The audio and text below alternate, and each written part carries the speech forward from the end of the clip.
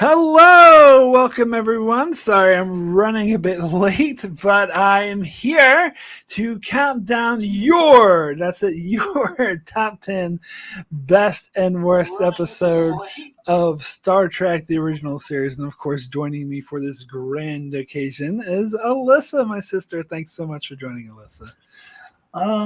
My pleasure. I've been looking forward to this because I don't know what the results are. Mark is the only one who knows. So I am looking forward to seeing what the collective top tens are. Yes, I kept them hidden in a little box where no one can see them. So, yes, so I can tabulate the results. So, if you are joining, a month ago I asked viewers on my channel to submit their top 10 favorite episodes of the original series, along with their top 10 favorite worst episodes of the original series. And so I sort of contabulated and added it together. Basically, if your number one on the list got 10 points and your number 10 on the list got 1 point, and sort of everywhere in between. So the higher it's on your particular list, the more points it got. So I added up all the points together and came up with a collective top 10 list for best and worst. And of course, I do want to thank everyone who did participate in that. So now I get to contabulate the results, or reveal the results, I should say. But I want to give a shout out to those who voted. So we had 13 different votes, or different lists. Not all of them went all the way up to 10. Some did, a couple of them did shorter than 10, but that's all good too. So shout out to JKman99, Stephen Kennedy, High 5789, Ricky, Stephen Matthews, Randy Fielding, Sparrow, Captain Powerless, Maddie Jester, Norman Buchwald, Brandon Neal Howes, and of course Alyssa, who's here with me, and Chuck Hooks. So I'm going to sort of, as we go through the list, I'm going to give a shout out to who was highest on that particular episode. Cool. So before I get into the list, we're going to start with the worst list, and then we're going with the best list. Before that, there were 11 episodes that you guys, some of you put in your best list and others put in the worst list, which I found was interesting that it was a total, because, correct me if I'm wrong, Alyssa, but when we did this for Game of Thrones a few years back, I don't think there were any episodes that were on. We didn't do a worst list, though, did we? We just did a best list. We didn't do worst. We only did best. So that's why there wouldn't have been episodes on both. But I don't think there would have, though, for Game of Thrones. I don't know. It seems to me this is more of a Star Trek thing. Yeah. All right. Oh, yes, and I do want to say hello to everyone in the chat. Jordan Johnson, the fangirl, loving it. Good to see you. JKman99, Brandon Neal Howes. You're all out of focus? No, I just toggled over to my YouTube page and we look fine. So I think okay. I think it's a you problem, Brandon. And also someone else said, Jordan Johnson said we look fine. So, okay, cool.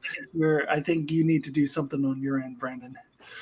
And I think Brandon said that he couldn't remember what he put in his top 10 list.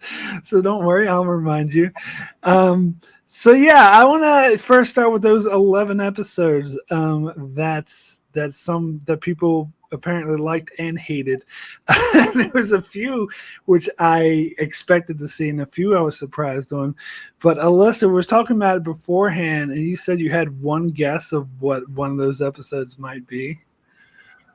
Yeah, I don't know if anyone else would pick this one as best besides you, but maybe somebody's influenced by you and decided to pick it as a best.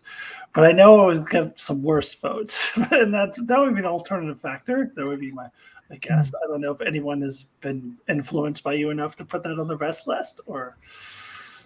You are correct. Alternative factor was indeed one of them. My good friend Ricky, who has very similar tastes to me, put that on his best list.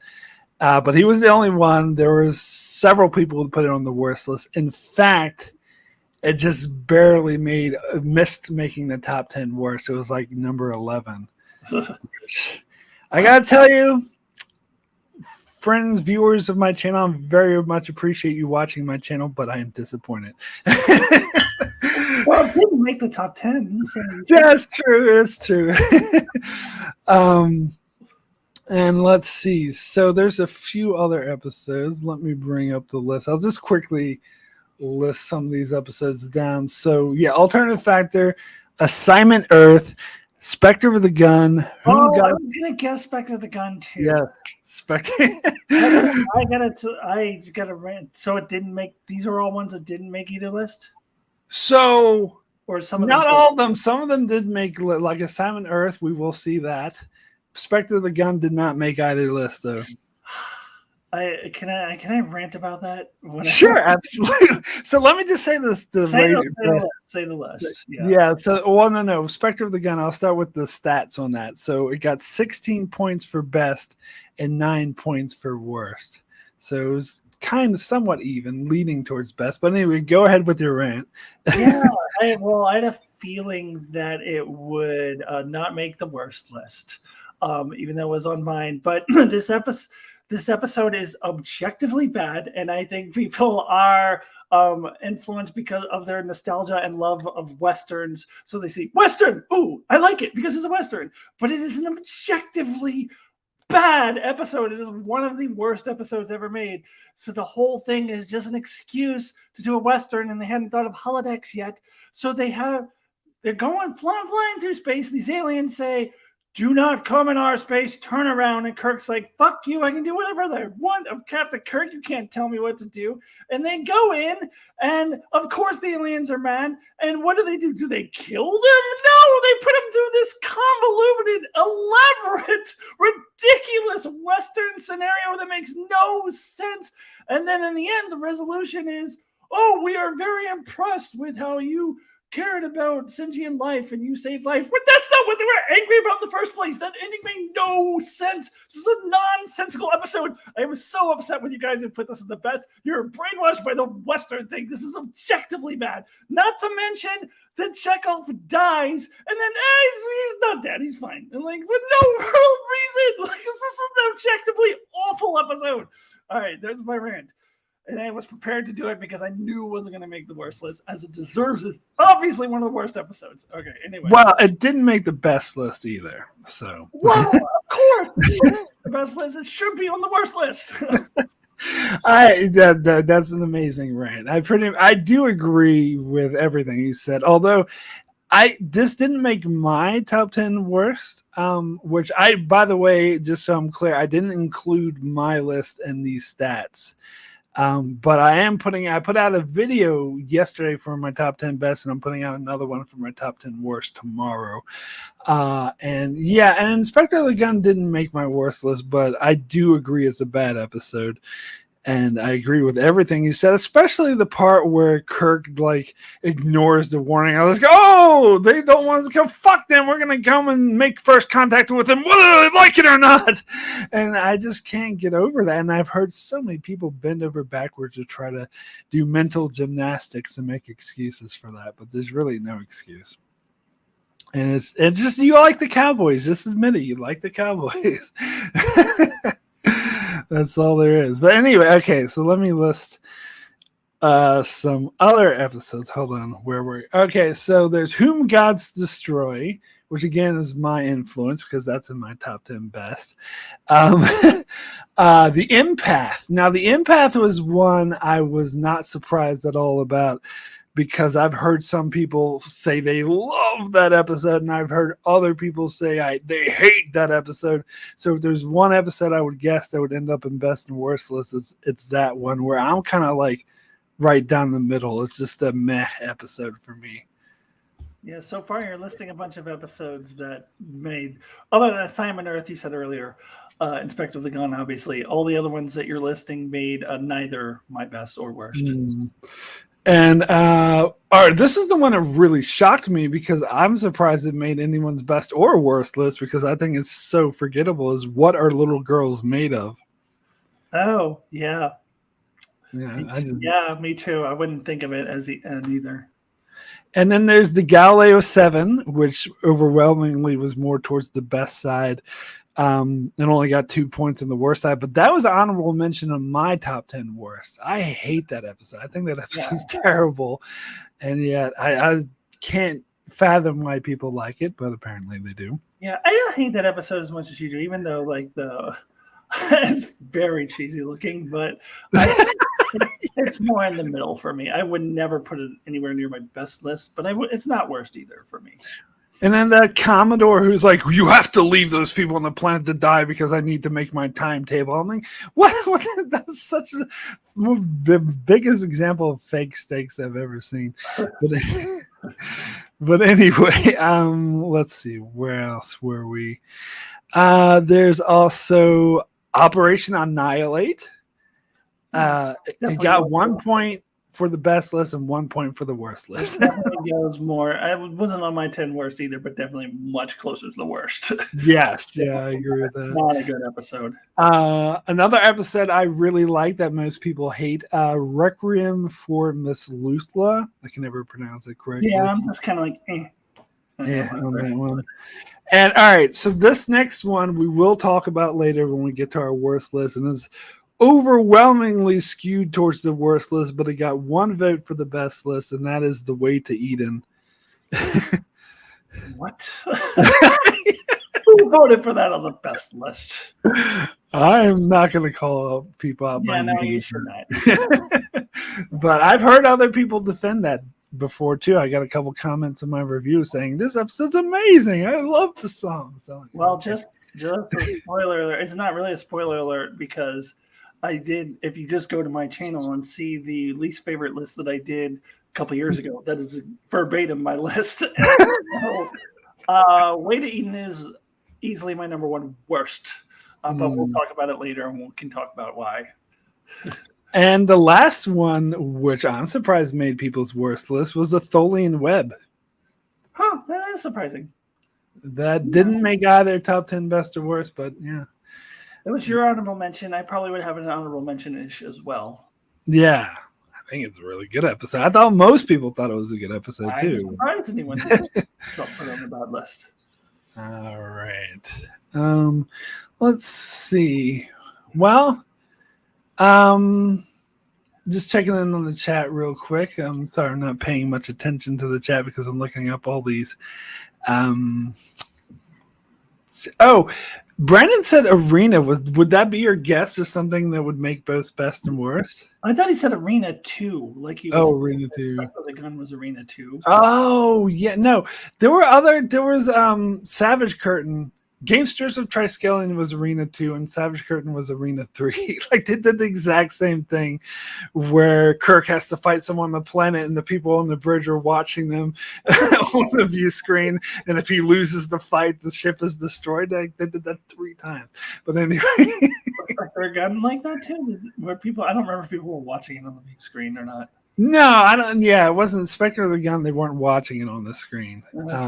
So that was Gamesters of Triskelion and Savage Curtain. But yeah.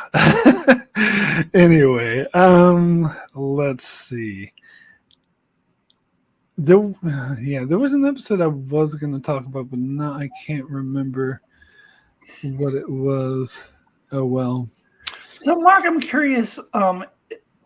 The best and worst lists were just completely rated separately, so a best list episode doesn't lose points for getting votes for the worst list, or no? Correct. Yes, I didn't. They're done completely separately. Yeah. Okay. So I'm not subtracting worst points from episode that ended up on the worst list. Which I guess maybe I should have, but oh well. All right. Yeah, so let's go ahead and I know what I was gonna mention.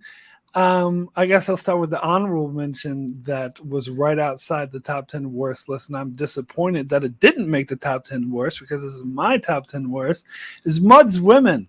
I fucking hate that episode. But apparently it tied with Alternative Factor for number 11. But And Jake Heyman asks, is there any episodes on both? Well, that's what Mark just went through. Those episodes that got votes for worst and best, but I don't think there are any that made the top 10s for both. No, there's none on. Yeah, there's none on both top 10s. No. Yeah. One is, there. Most of them that got votes for both best and worst were skewed one way or the other. The only ones that were even were the ones that were nowhere near making either list. Well, I'll just say Mudswomen is not in my top 10 worst, not because I don't think it's bad, but because there's like probably 30 really bad episodes in the 10. And so the 10 I picked, I like even less than Mudswomen. So that's the only reason why it's not on there. I was going through like the episodes I rated because everything I gave a 5 or below is considered a bad episode, and a 6 or above is a good episode. And I think it was skewed, like out of the 80 episodes, it was skewed towards the bad side. Like there was more like, I think 46 that I gave a bad rating to. Yeah. I just have a much lower opinion of the original series than most people do. It's not my thing. I make that very clear. But there are some episodes I do really like. Rich Heard This says Galileo 7 is just outside my top 10 list. Yes, good character study, if not for a few misplaced giant spears. That's the thing, though. I don't even think it's a good character episode. I think it's just a bunch of people bitching at Spock. Spock, why don't you do this? Spock, why aren't you doing that? And I found it really annoying, but that's just my opinion. Anyway, okay. Let's jump into this. Let's start with the top 10 worst list as voted, the collective voted by my viewers. Okay, so let me bring it up. So there's a tie for number 9. So there's not actually a number 10. So I'll go through it one episode at a time. What is number 9, the tie for number 9 on the worst list? And the first one is the one I just mentioned that was on both lists, best and worst, was Simon Earth with 19 points. Matty Jester was the highest on this as it was his number 3 worst. Where was it on mine? Wasn't it like close to number 3? Or was it like number I think it was number something. Where did I have it?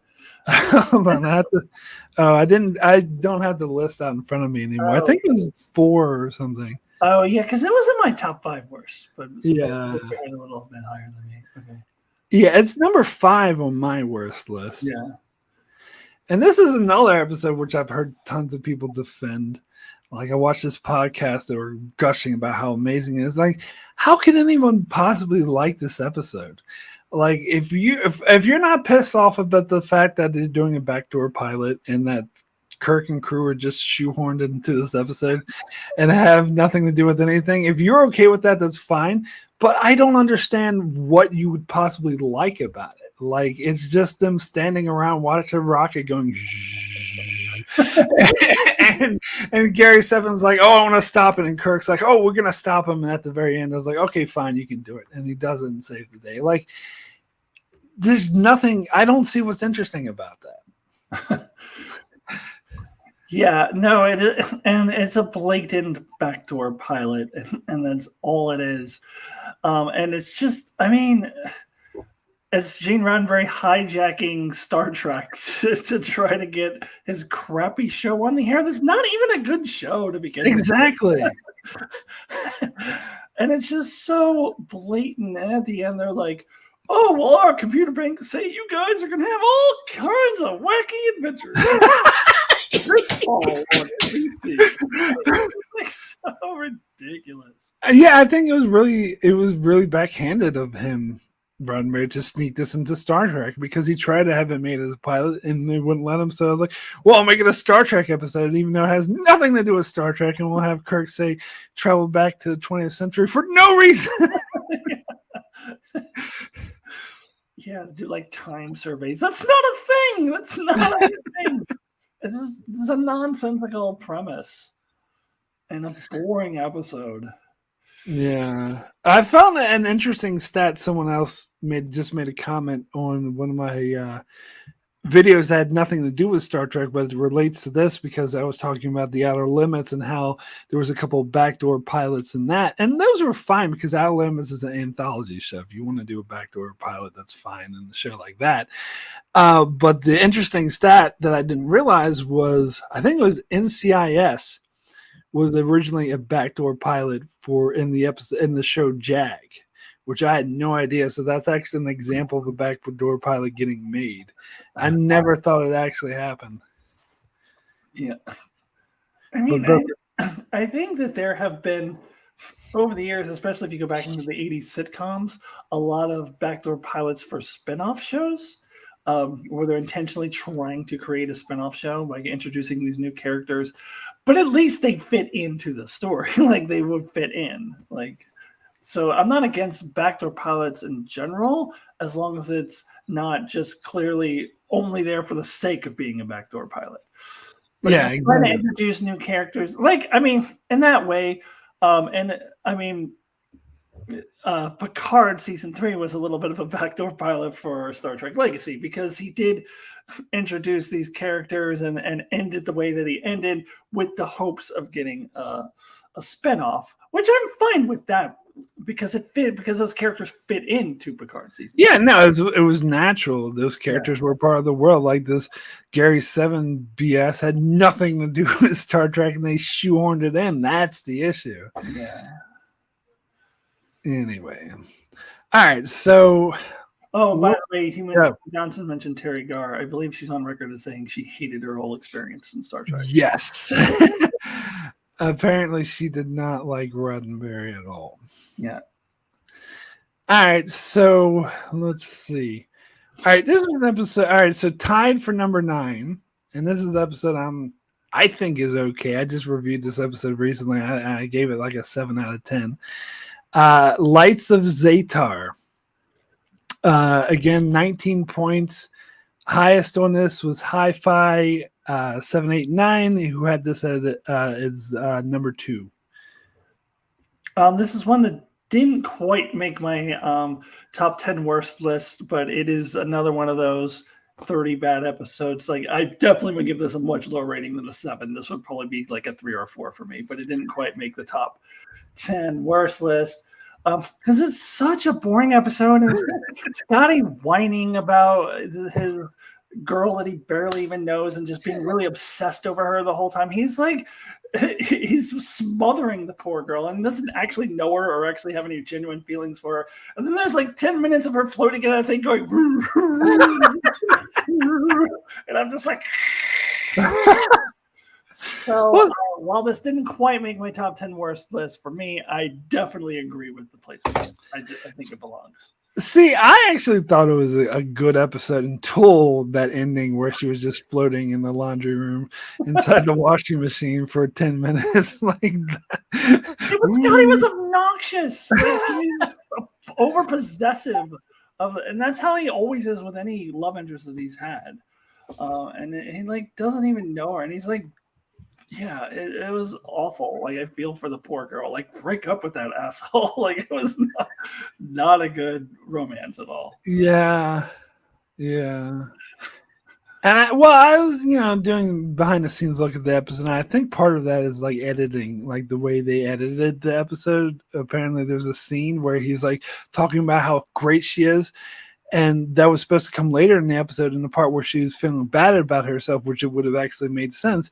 But they put it at the start of the episode where he just says it for no reason. And it sounds like he's obsessed with her and smothering her. Whereas if they put it where it should have been, it would have actually sounded sweet and not creepy. Yeah, maybe. But yeah, anyway. I'll be honest. I kind of have nostalgia for that episode because I remember liking it when I was younger, just because it has like Andorians and like this a memory alpha thing. Like, it's interesting world building, but then it just got cheesy and boring at the end. All right, so next we move on to number 8. Which is The Savage Curtain. It had 24 points. Highest on this was you, Alyssa, and also Ricky, who had this at number 4. And I want to bring up my list. I think this is number 4 on my list, too. Yeah, I don't remember. I just watched a video recently. No, you Yes. haven't done the worst yet. You haven't done the worst one yet. You've only done the best that's been released. It is also number 4 on my worst list as well. Okay. Yeah, Jordan Johnson, Lincoln in space. I just can't get over that. And again, I was watching this podcast of this guy who loved it and was trying to defend it tooth and nail. It's like, oh, it's the camaraderie between Kirk and Lincoln was so strong. And I'm like, you shouldn't have fucking Lincoln in the first place.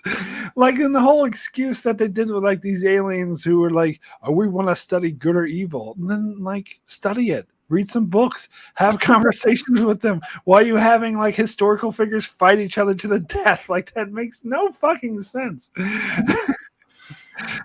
Yeah. My original Acton Tomko review, I think I said that it was written by one of the writers. One of the writers has an 8-year-old that they decided to write this. Like, because I remember when I was a kid in the 70s, and I'm sure this applies to the 60s as well, like they were really, really pushing like our American presidents as like these heroes and like almost like these action heroes. And so this idea of like a U.S. president as an action hero was very much pushed on the kids in the day. So I just imagine like this 8-year-old writing it and going, and Abraham Lincoln goes, pow! And they kept it blaring, and then the background goes boom, boom, boom. And then the writer like kind of took that and adjusted it slightly, but it's still like written by an 8-year-old. Like, it's just a really, really bad episode. And as I mentioned in my review for the episode, the fact that Kirk and people in the crew were talking about how ridiculous it was that Lincoln was coming aboard the Enterprise, I'm like, that trick doesn't work. Just because you have the characters called out how ridiculous it is doesn't mean it's not ridiculous. It's still also like one thing. Also like, oh, Mr. President, and like what president? You're not in the United States. There's no United States anymore. Like what president? What are you talking about? President? Yeah. I don't know. Rich heard this saying Savage Curtain is like Star Trek meets WWE. Yeah. Yeah. But it did have like this is the first introduced Sorok, and also Kalis. Like way different. Yeah. I guess mustache twirly evil villain in this one. Help me, Spock. Help. I kind of justified it that these aliens took the image of Kalis from Kirk's mind, and Kirk was obviously biased or prejudiced towards Klingons. And sure. We can go with that.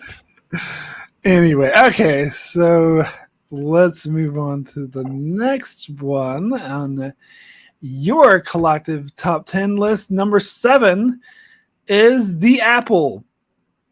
They had 25 points, so Savage Curtain 24 points, so there's only 1 point more. Stephen Matthews was the highest on this, as is number 3. And I'm trying to look where this was on because this is definitely on my top 10 worst. This is my number 6 on my top 10 worst list. So I have it slightly higher. So this didn't make my most recent iteration in my top 10 worst, but I think in my previous Acton Tomko days, it was on. It's another one of those that like it's bad, just didn't fit into my top 10. But I think it used to be on my top 10. But I decided I liked other episodes less. But I definitely have no qualms about its placement. Yeah, I guess this one always stuck out to me as the ultimate red shirt episode, and I hate red shirt, the whole trope, and they go crazy with it. Die by stepping on an exploding rock, gets hit by lightning, and what was another one? They eat like touch a poison flower or something. And my personal favorite is when this native who had never fought or attacked anyone in their life kills a red shirt by karate chopping them in the shoulder. That's my personal favorite. It's Yeah, like, I'm what? partial to the lightning strike myself. I like to crack up and laughing with it because it like disintegrates him, like, like. But yeah, And then Chekhov is making out with this girl saying, "Oh, this is such a beautiful, lovely paradise planet." I'm like, dude, like all your colleagues are just fucking dying around you. Like, don't you give a shit? No, apparently not. Apparently he'd rather would make out. But anyway, and this is another supercomputer cliche like they've done a billion times before. And this was like one of the most unoriginal ones in my opinion. And like the entire like population of this planet was so dependent on the supercomputer. Kirk destroys it and be like, all right, I'm going to teach you how to have sex now. Goodbye. That's all you need to know. And he fucks off and leaves them. no, he doesn't teach them how to have sex though. He's just like, okay, you guys can have sex now. And they're like, sex? What is that? And Spock's like, are you sure this is a good idea? And Kirk's like, yeah, they'll be fine. Let's just go. Like it's one of the more blatant breakings of the Prime Directive, which Kirk does several times, but this is like one of the worst ones.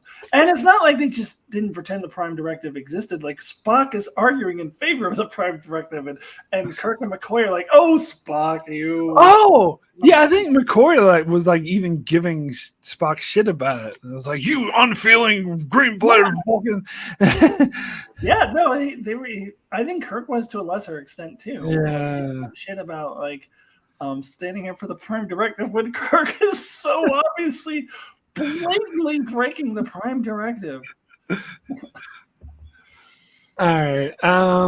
Okay. So next on the collective top 10. Now this is another episode I think is fine. I think I gave it a 6 out of 10. I'm actually surprised it made it this high on the worst list. It's Miri. This is number 5 we're talking about? Number 6. Number 6. Miri, Jay came in 99, Randy Fielding, and Norman Buckwell were highest on this. They all had it as their number 4.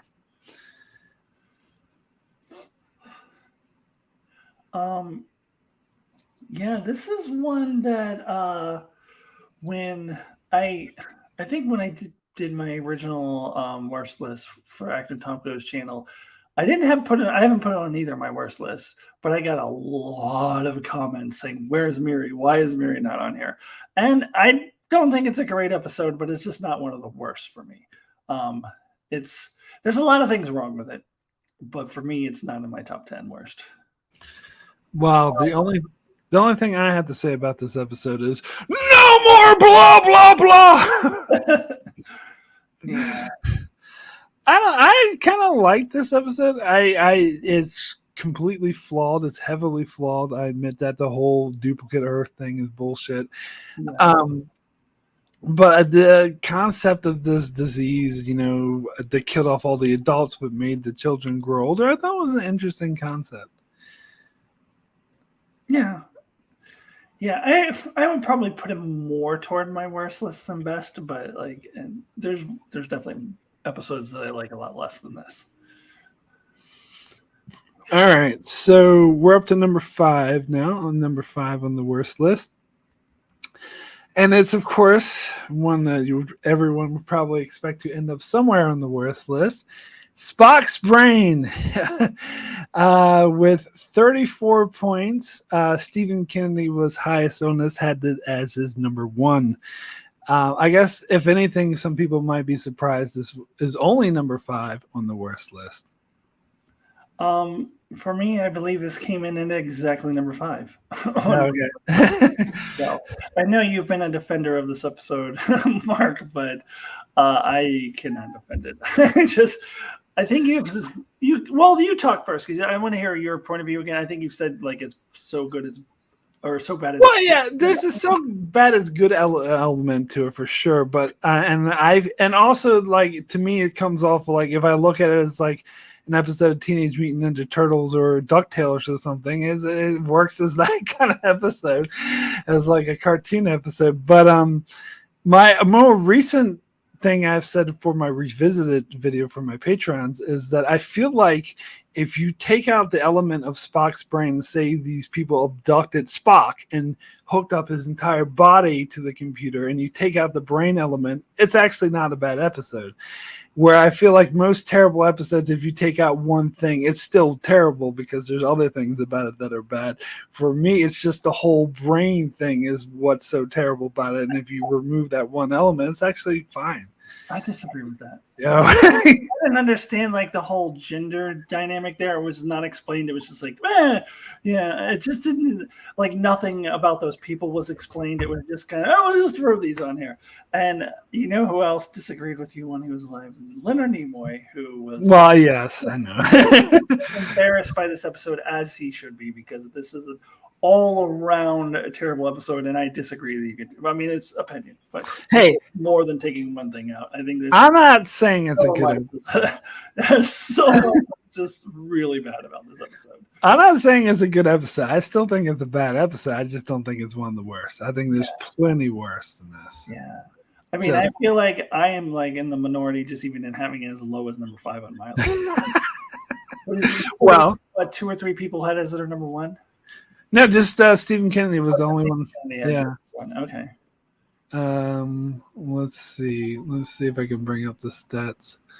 Spock's brain.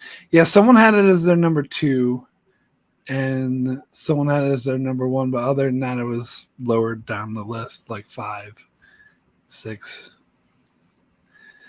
But yeah. All right.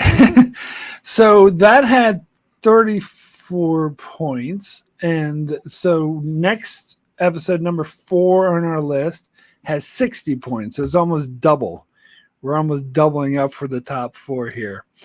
That got ridiculously high points. So number 4 is And the Children Shall Lead. This is another episode I don't hate as much as everyone else does. This wouldn't make a top 10 worst for me. I don't think it's a good episode. I think it is. I think I gave it a 4 out of 10. I think maybe that's a little high. Maybe 3 would be more fitting. But it just, for whatever reason, it never bothered me as much as some of these other episodes. But everyone seems to hate this one, like with a passion. Yeah, if those who have watched my channel have probably heard me tell this story before. I think that And the Children Shall Lead is an objectively bad episode. I think it's really bad, but it will never make any of my worst lists because it gets a nostalgia exemption for being the first Star Trek episode I ever saw, and therefore got me into Star Trek at age 4. So that shows you like what kind of episode it is, and it appeals to a 4-year-old. So that tells you the level of the writing on this episode that appealed to 4-year-olds. But because I was as a 4-year-old was just like, whoa, this is amazing. And that's what got me into Star Trek, that it gets an exemption from any of my worst lists, although I do agree that it is bad. I don't begrudge anyone else for putting it on their worst list because that makes sense to me. Oh, wait, did I list who had this highest? I don't think I did. And the Children Shall Lead, Randy Fielding, Norman Buckwald, Brendan Neil Howells, and Chuck Hooks had this as number 2. So a bunch of people had this as number 2. Yeah. Yeah. And Brendan Neil Howells, what is And the Children Should Leave? So my favorite part of this episode is how Kirk is like showing the kids picture of their parents like playing. It's like, oh, look, you remember that? You're playing with their parents and you're having such a good time. Oh, isn't that lovely? And then start showing a picture of the dead body. No, they're dead!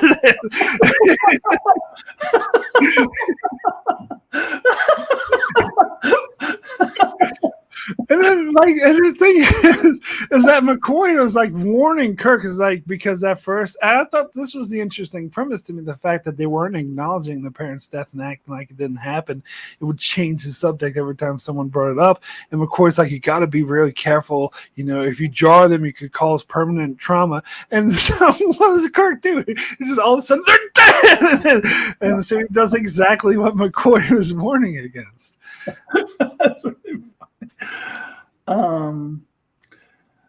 What do you mean the Ice Cream Boy is a lawyer's son?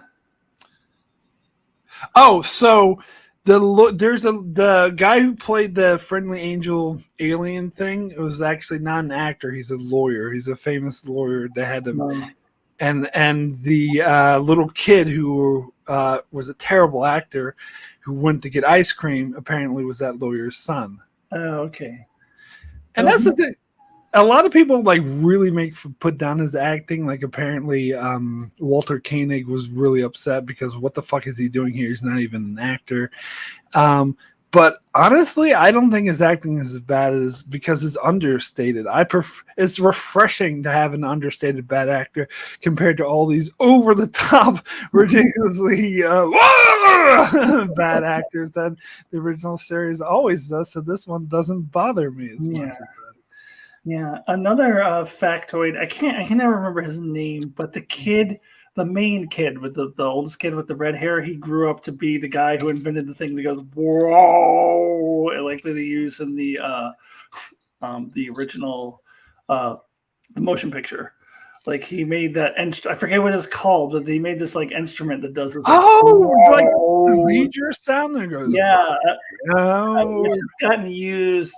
I think a motion picture like made it famous, but then it's been used in a bunch of other stuff since then. But like, it's some instrument that he invented. Yeah, that thing, it was like huge. I saw. Yeah, it's like this huge thing, and like so the kid with the red hair, like the actor, grew up to be the guy who invented that. Oh wow, I didn't know. I did know that he played Kirk's nephew in Operation Annihilation. Yes, he did that too. Yeah, he was there was a deleted scene where he was actually talking to Kirk. But anywho, all right. So what are we up to? Number 3. I think this is also number 3 on my worst list, and it's Cat's Paw, 62 points. Stephen Matthews and Captain Powerless had it as their number 1.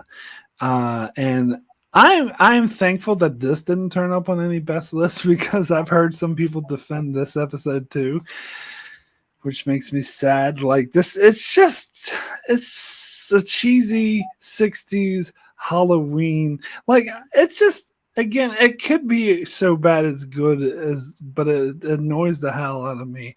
Like it starts with the dead body beaming up the Enterprise, and beware, Captain Kirk, don't come down here. Like, and then there's like witches and bullshit, and then you have like, and then the main villain's motivations, as I talked about, make zero sense. Like, I don't even understand what their motivations are. Like, this whole episode is just the big ball of bullshit as far as I'm concerned.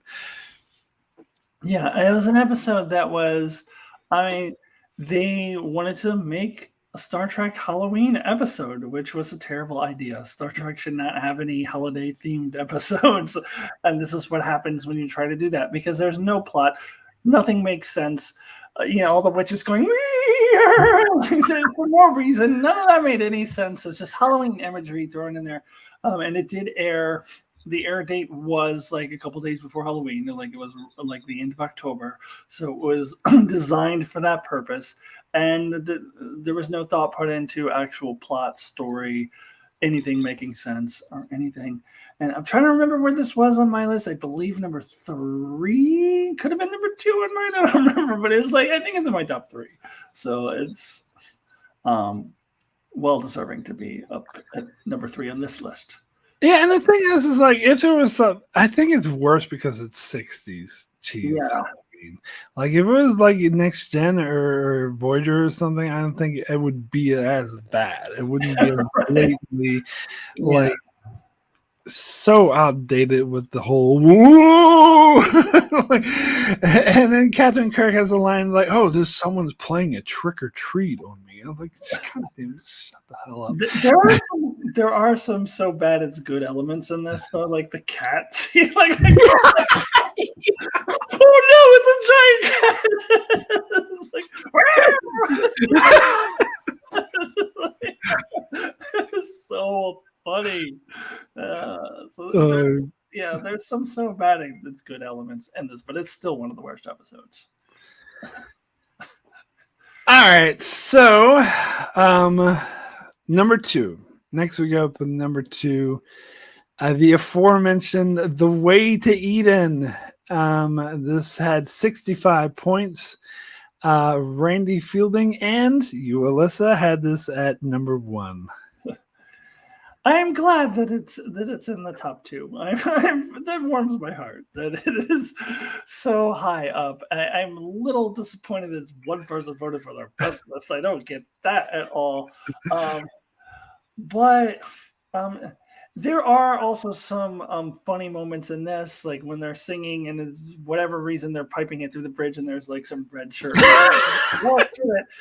That makes me laugh, but that doesn't make it a good episode. Like it is, as I have talked about in my previous reviews, and I think when I did my top 10 worst list, why I hate this episode so much is that this is basically the message of this episode is get a job, hippies, and go join the war and stop complaining about all the killing that we're doing across the seas.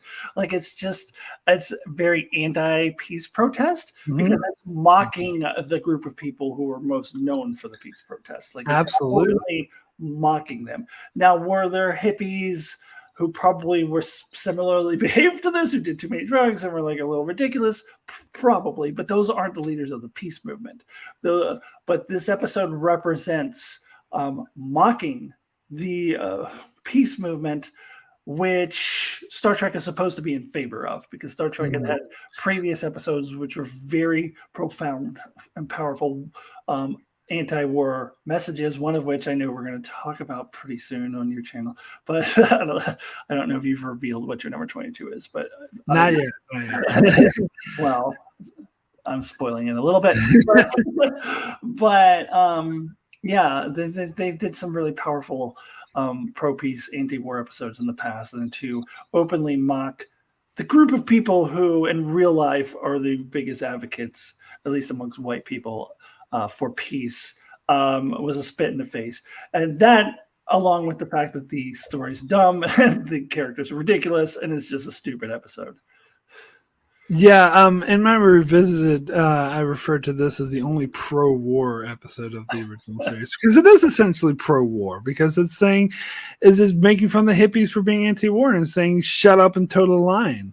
Yeah, go get a haircut, hippie, and whatever, because it portrays them. And I talked about another thing I talked about in my revisited. If they had a just cause, if maybe they were causing mayhem on the Enterprise or causing civil disturbance, but if they were doing it for like a very good reason, maybe they were protesting like a situation where Starfleet wouldn't intervene, where like a Holocaust was taking place, like a Bajoran thing.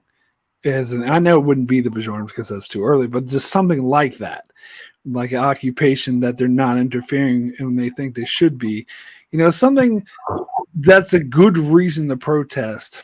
But it doesn't. It portrays them as morons who are looking for this paradise thing that doesn't really exist, and they go poison themselves for it. And they're following someone who's clearly insane, which I talked about in my review, how there was clearly a criticism against Timothy Leary, and portraying him as someone who is insane. They're just following some, idiot or whatever. And how they would like have the sit-ins where like they refuse to leave transporter room and won't go for dumbass reasons, where sit-ins were done for really good reason, for like civil rights, for women's rights, anti-war. They were done for good reasons, and they were mocking them in this time. So yeah. And plus the songs annoy me.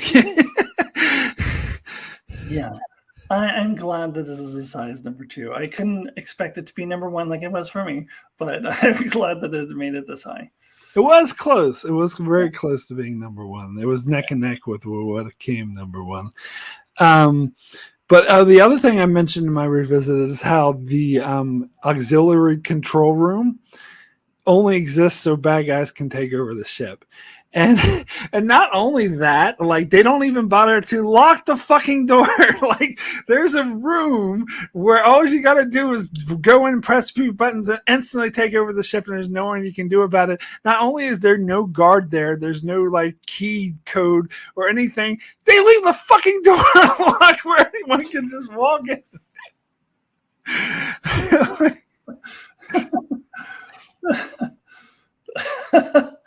Yeah, bad episode.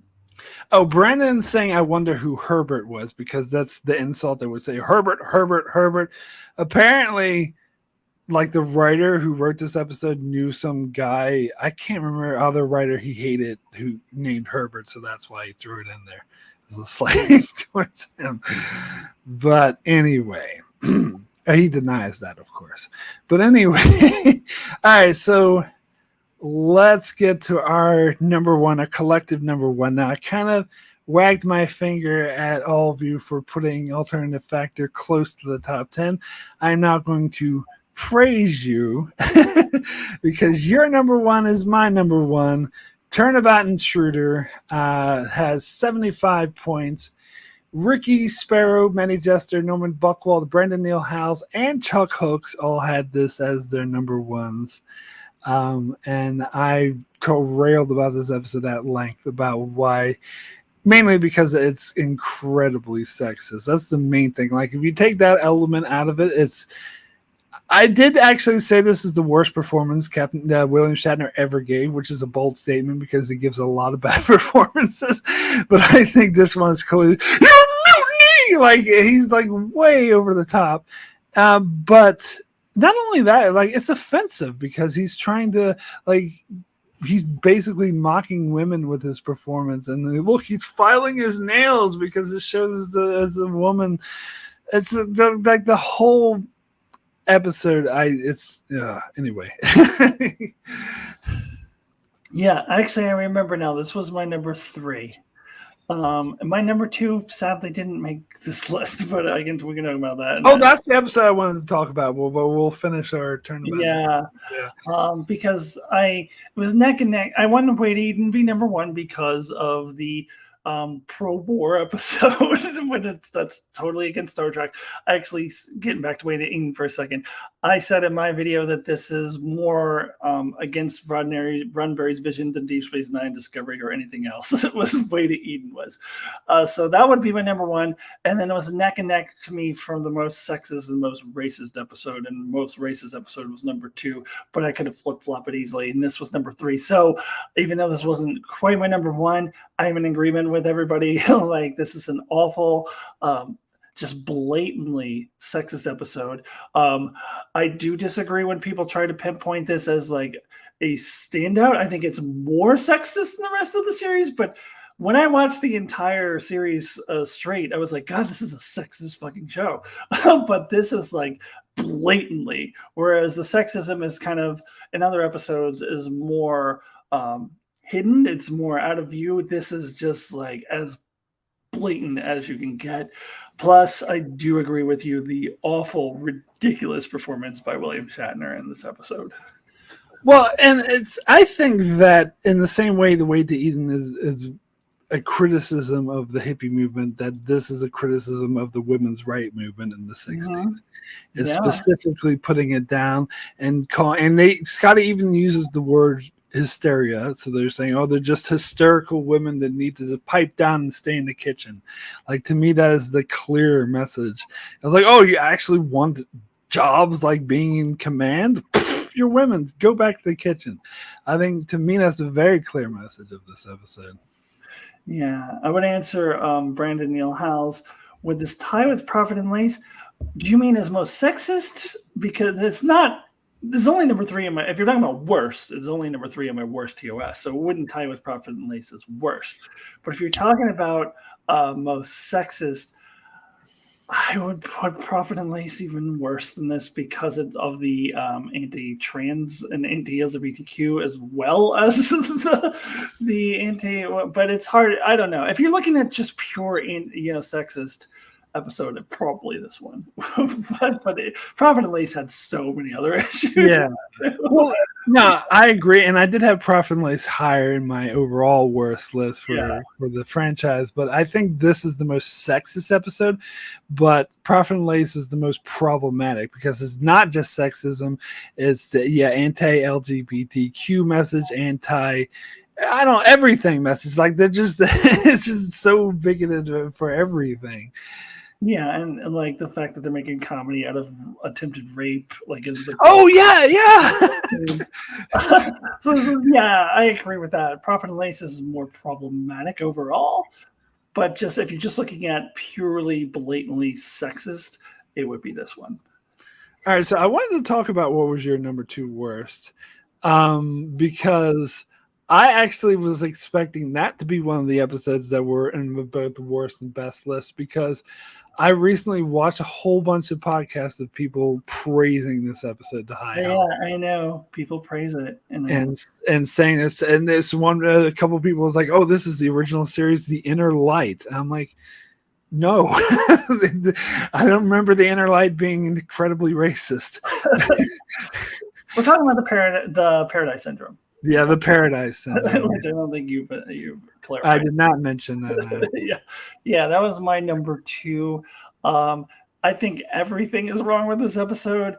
I do understand that the racism against Native Americans was typical for the 60s. This is, again, another attempt to appeal to the Western crowd. And they portrayed Native Americans the same way that all Westerns in the 60s were. That doesn't make it okay. And it doesn't make it okay for Star Trek to do that.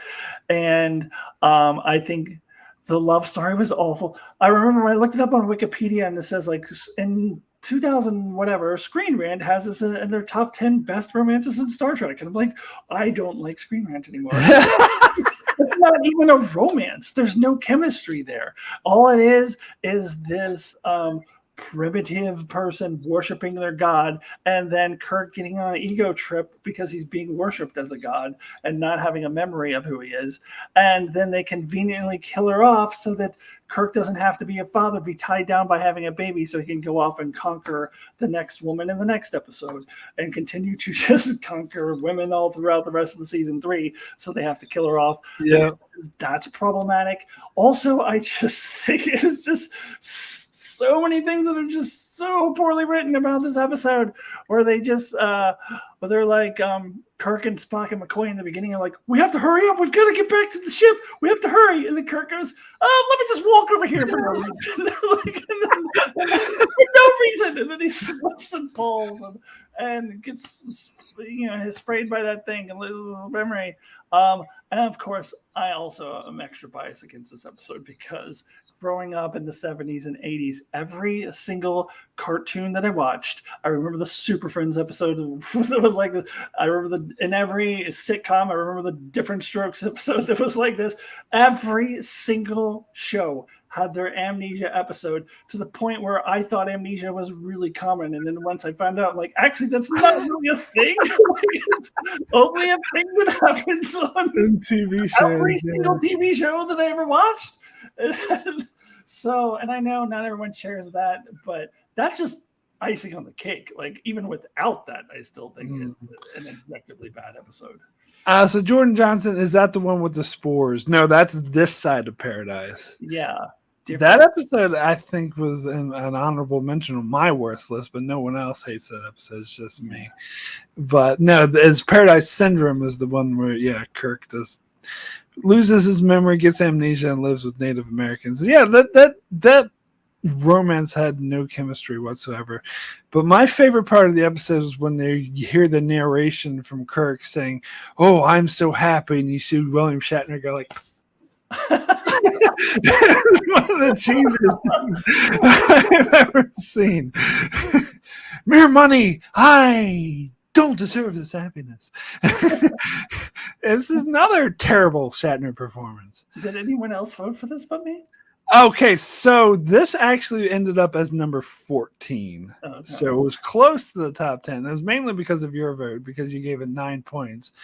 But overall, it got 16 points. So 2 other people did vote for it. Okay. All right. That's our worst list. Now we can... I'm going to let you talk with the chat for a second. I need to go run for a second. I'll be right back. Okay. All right. Spock takes that memory out of him, right? No, I don't think so. No.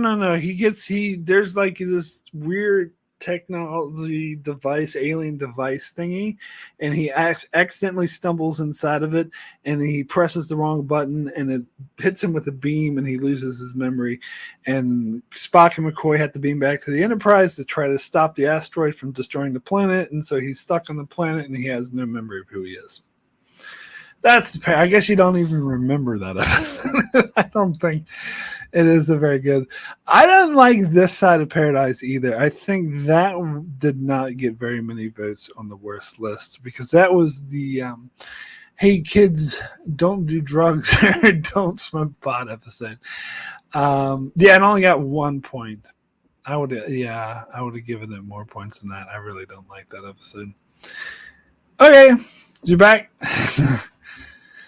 All right, let's go ahead and talk about our best list, or your best list, I should say. This collective best list as voted upon by the viewers. So let me bring this up.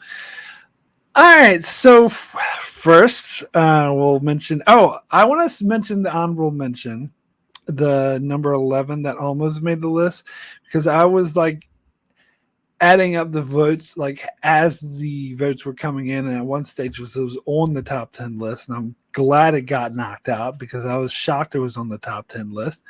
Trouble with Triples, which I suppose I shouldn't be shocked because it is overrated. So if some people overrate, you shouldn't be shocked at all. Yeah. Probably didn't make the top 10, to be honest with you. Yeah, but I thought because a lot of people agree with me when I put out videos saying that it's overrated, but I guess not everyone. Yeah. Well, the majority of the fandom overall don't agree with you and me because I agree with you too. Well, true, but this countdown is just the people who watch my channel,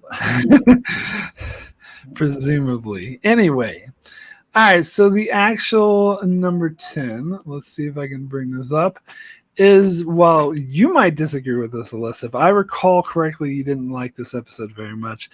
And that's Arena. This got 23 points. This was the highest was Sparrow, who had it at number 3 on their list. Yeah. No, I think that, yeah, I don't think this is a terrible episode. It's not in my worst list, but nowhere near my best list because I think, I hope this episode that I'm about to name drop comes on the list later. But I always looked at Errand of Mercy as being Arena done well because the aliens and the Organians in that episode are genuinely pro-peace, whereas the Metrons are just fucking with people, but they try to portray them as pro-peace, but they're really not at all. And like they're kind of just the whole premise is kind of silly. You know, but I don't hate the episode. I think it's fine, but definitely nowhere near a top 10 best list for me. You're muted, Mark. Yeah, and I was trying to find the unmute button. Anyway, yeah, so I agreed. Like the Metrons is what really kills this episode because they come off as like arrogant and like presumptuous. Like, oh, you primitive people, why are you fighting in our space? So we're gonna make you fight to the death, and we're gonna destroy the ship of the loser. I'm like, well, you're not any better. Like you're just as bad. Exactly.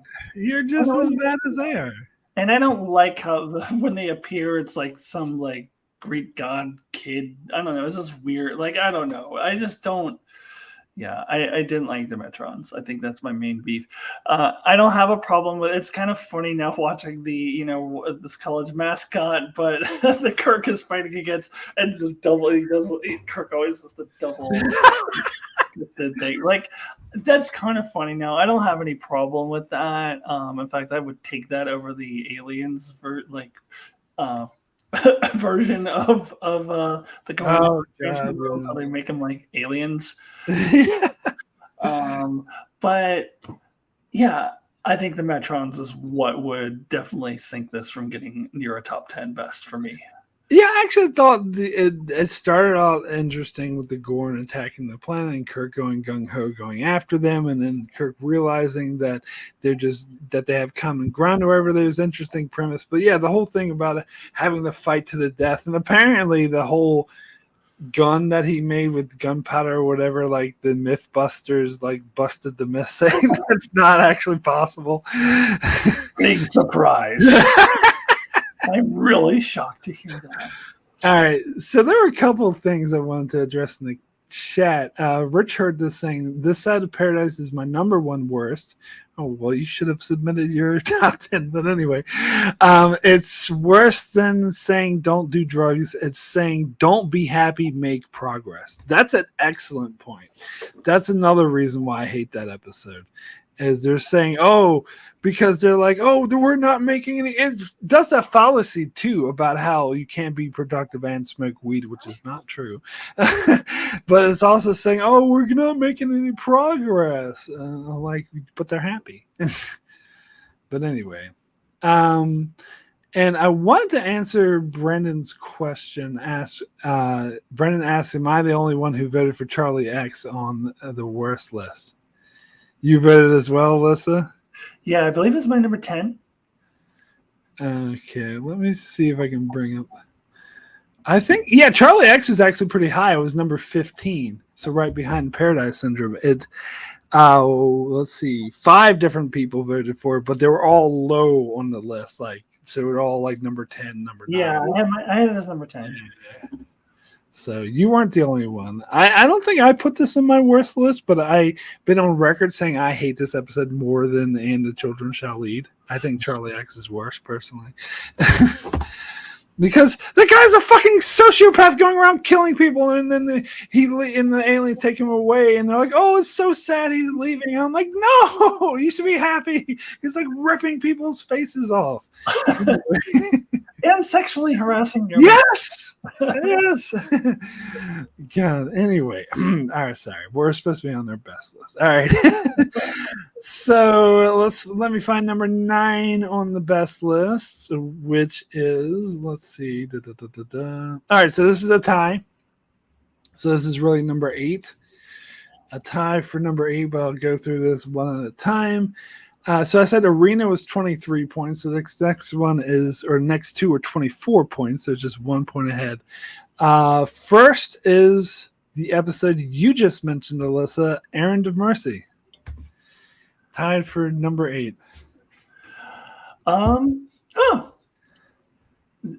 guess I'm not too shocked it's that far down. I think you had yours on your list is close to like 8 or something like that.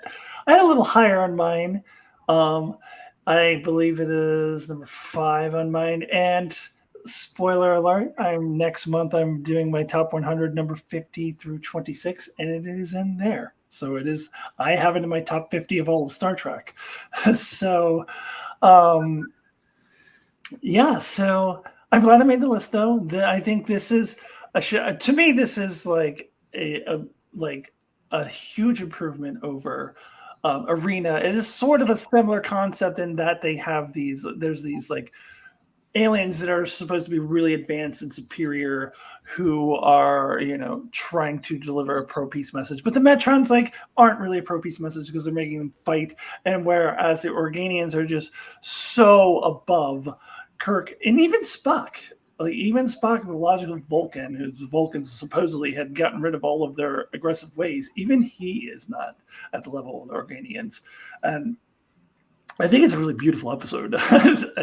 Plus, it's the first appearance of the Klingons when the Klingons were the Klingons before they got ruined in season 2 for a little bit. First appearance of Kor, who comes back in Deep Space Nine. A lot of different things that I really love about this episode. Yeah, this was exactly number 8 on my list, on my best list. I used to have it higher, like 5 or 10 years ago. It was like number 4. It dropped ever so slightly just because I mainly love this episode for the ending. I think it does drag a little bit in the middle, but I still love it. And I think this is another one of the episodes we're talking about that has a really strong pro-peace, anti-war message. Yes. Absolutely.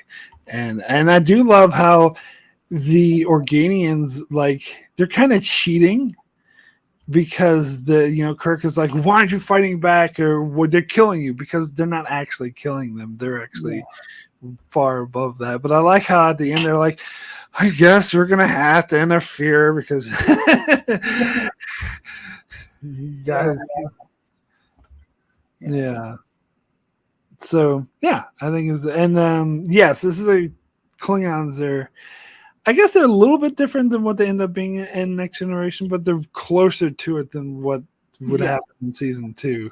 Yeah, when they acted more like Ferengi. I can't remember exactly his line. I'm actually about to rewatch this episode because I rewatch all the ones that I spend extra time on. I was going to spend extra time on this one, so I haven't. I actually might even watch it tonight. But if I remember correctly, I think Core has a line, is something like, "It will be glorious," something like that. And I was like, yes, he does say that. I think like Klingons. Yes, I think it's when the Organians interfere in the war. I think Core says something like, "It's too bad we couldn't meet in combat. It would have been glorious." Yeah. Which sounds like a Klingon. Yeah, and even he had that little sash thing that Worf ended up wearing in TNG. But yeah. All right, so let me see. Bring up the tie for number 8. The other episode that came at number 8, an episode I really like, but one I know you like less. All Our Yesterdays. Also 24 points. Jake came in 99, and Matty Jester were the highest at number 3. And I think this is number 4 on my list, the one I just did. Trying to bring that up. No, it's number 5. Number 5 on my list.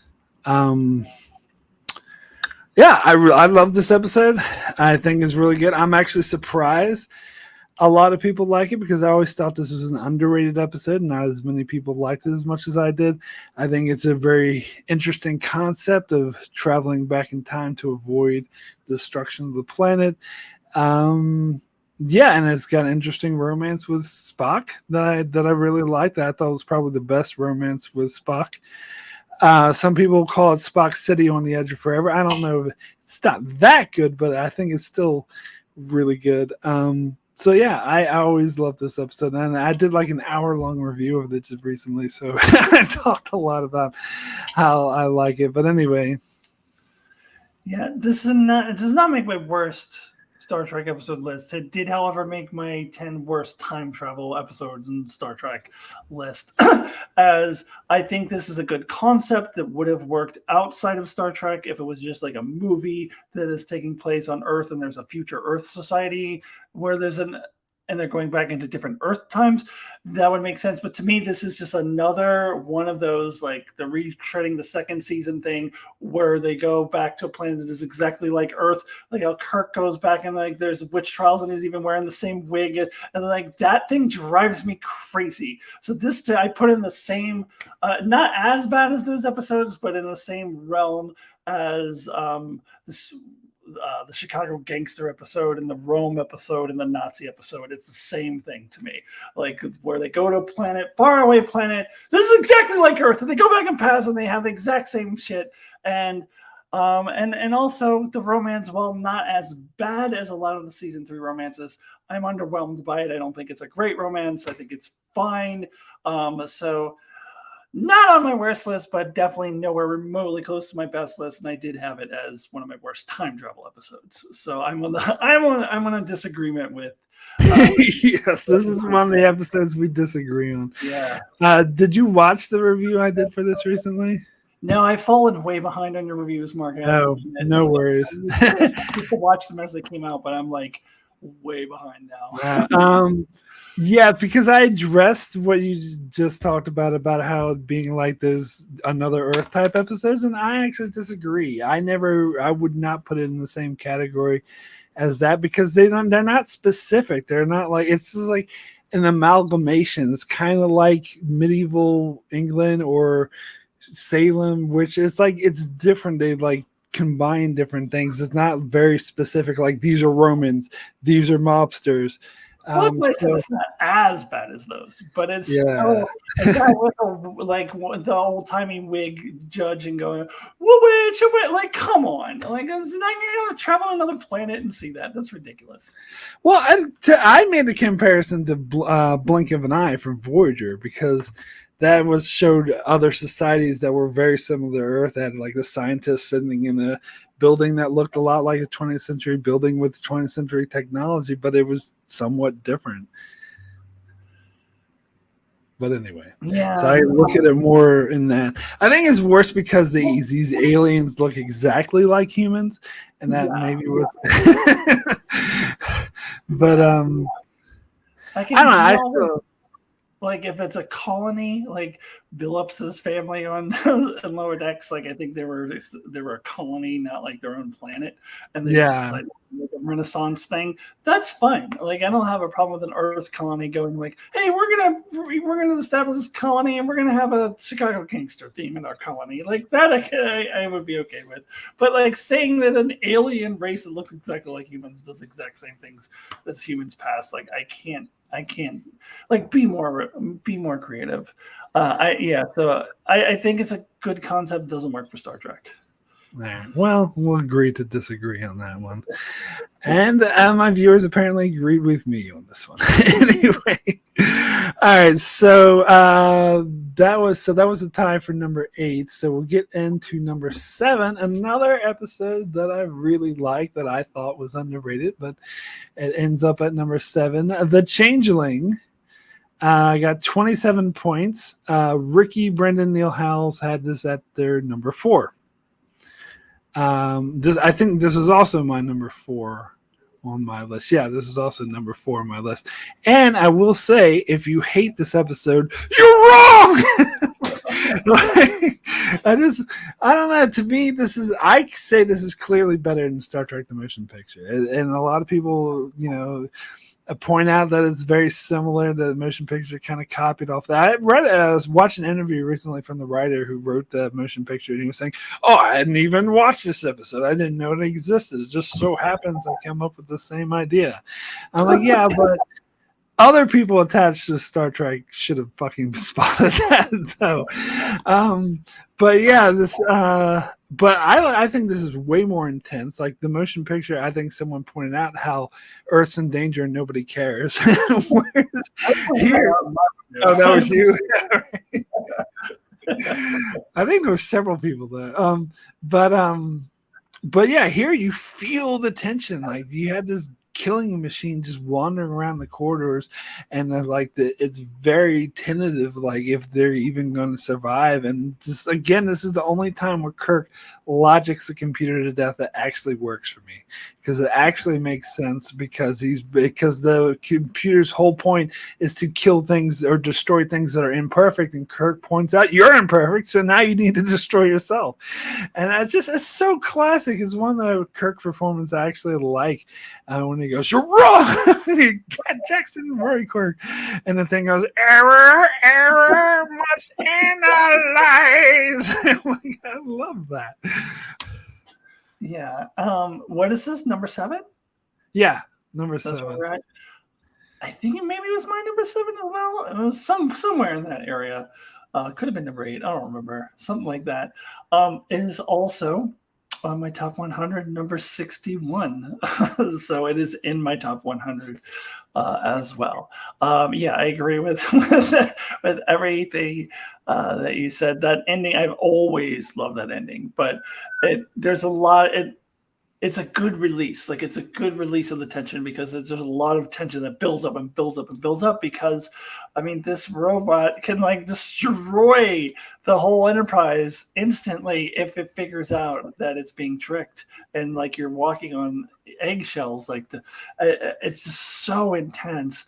And I do laugh a little bit, because there is like Kirk being really irresponsible with his He's just like, "Hey, red shirts, why don't you report Nomad to his quarters?" And Nomad's like, disintegrates them. But I like when those red shirts go, Nomad, stop, and then try. And I'm like, you're gonna die. Stop, Nomad. But yeah, I've always loved this episode since I was a kid. And yes, Jay Cameron saying it was a great episode about the birth of Odo. Ha ha. Different kind of changeling. I didn't get it at first. I'm like, okay. All right. So next, move on to your collective number 6. This is an episode. I think it was an honorable mention in my top 10. I don't know if it was this time around though. But it's like it would hang in the teens for me. So I think it's slightly overrated in my humble opinion, and that's the Doomsday Machine. 30 points for this one. Randy Fielding and Captain Powerless had it at their number 2. Yeah, I mean, this was an intense episode. I think the music's really good. And this is another sort of edge of your seat suspenseful thing about, some of the thing with the Commodore Decker annoys me. First of all, I think this is a bad performance. I had pushback against that, but the actor himself said he thought he did a bad job. I agree with him. And the fact that Spock should have relieved him of duty instantly. The fact he's like, well, you're going to have to prove this and to the Federation. Well, he can prove it later. Like, I just didn't buy that he could instantly relieve him of duty. But of course, the episode needed to happen. So the episode could happen. But yeah, it was. I do like this episode a lot. I thought it was really super intense. Especially when Kirk's on that ship that's about to be eaten by the machine, and they're trying to beam him up, and it won't work. And he's like, "Now would be a good time, Scotty. Transport now." Anyway, yeah, your thoughts on this one? Yeah, I'm kind of in agreement with you. This is more honorable mention territory for me, not quite in the top 10. I always love these like really intense like spaced episodes that more so than I got sick of all of the Kirk, Spock, and McCoy beaming down to a planet bullshit that they kept doing over and over again. So I always relish in these types of episodes, but I 100% agree it's the Commodore Decker thing pulls it out of the top 10 for me. I think it's a poor performance. I agree with you about the Spock thing that drives me crazy watching this episode. So overall, still pretty good episode, but yeah, it's more honorable mention range for me, more teens probably. Yeah, and it's in my top 100. I think it was like number 78 or something like that, but it's in there. So it's okay, right. Yeah, so it's I still think top one of the best 100 episodes in Star Trek, but not a top 10 original series episode. Not quite for me personally. All right, so where we're at number 5. All right, this is an episode I actually come down a little. I think it was in my top 10 a year ago, and this time it wasn't. I think this time it was an honorable mention. Amok Time. It had 34 points. Norman Buckwald was the highest. Had it as his number 3. This is also in your top 100, correct? Yes, it was at number 87. Yeah. And it's not in my top 10 best. But. I guess I think it's really like the quality of the episode seems really good. Like the whole way it's shot and acted and performed, and the music, of course. I love the editing, by the way, and the Vulcan stuff at the end, the way that they have like the Dutch tilts and they like had the close-ups of the people shaking the bells and shit, and it really gets you in the mindset of Spock going insane, and it really, and I think from a craft perspective it is really amazing, and it's also well acted, as I said, but I just have an issue with a lot of like last time I reviewed it, I was pointing out a lot of things I had issues with. Like, I don't think this is what the Vulcan culture should be like, because it seems highly illogical for them to like do other ritualistic things and shake bells and shit. And then what's T'Pol? not T'Pol, that's Enterprise. T'Pal, sorry. Yeah. T'Pal at one point said, "Oh, T'Pring Spock is going to become your property," and I'm like, "That's unfortunate language there." And but there's other things like the way that Spock is being like will not tell Kirk at all about having to mate. Like he's absolutely would rather die than tell Kirk, and Kirk has to wring it out of him. And then and one season later, he's just casually talking about it to the lady in Cloud Miners. Oh yeah, by the way, we mate every 7 years. Like, and it doesn't make. And plus, like I know you can say Enterprise was breaking canon, but they were talking. The humans knew about Pung Far, so they should. The Vulcans are a member of the Federation. They should know all about Pung Far. The fact that they had no idea and the Spock refused to tell them, to me, was contrived plot convenience a bit. Yeah, and it does annoy me. But anyway. I agree with everything you just said. Yeah, those are all the reasons why this is not quite a top 10 episode for me. And honestly, like when I did my top 100, I said that a couple of years ago wouldn't have even made my top 100, but I kind of grew to appreciate it more after Strange New Worlds season 1, even if Strange New Worlds does completely retcon it and change it for the better. I love what Strange New Worlds does. Yeah.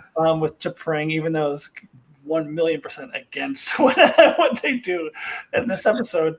But I don't know how getting to see T'Pring and Spock together like kind of made me go back and appreciate this episode a little bit more. So it's in my top 100, not in my top 10 original series episodes. Also, I think the whole Kirk and Spock fight scene is a bit overrated. It was okay.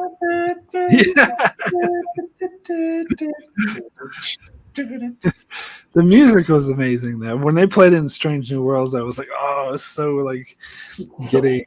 Yeah. I mean, I don't have a problem with the scene itself. The reason for them fighting, I think, was a bit contrived. Yeah. All right. Let's see. Let me bring up my list.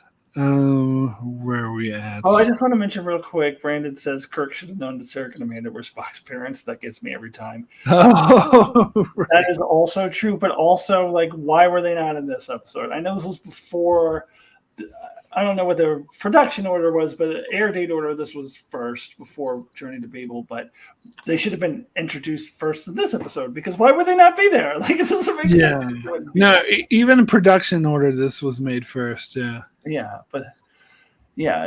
but I agree with Brandon. Anyways, you can move on. All right, so we'll get to our collective number 4. And this is another episode I am pleasantly surprised because I thought I was the only one, or not the only one, but I thought most people didn't like this episode very much. I thought it was underrated, and that is A Taste of Armageddon. Gets 39 points.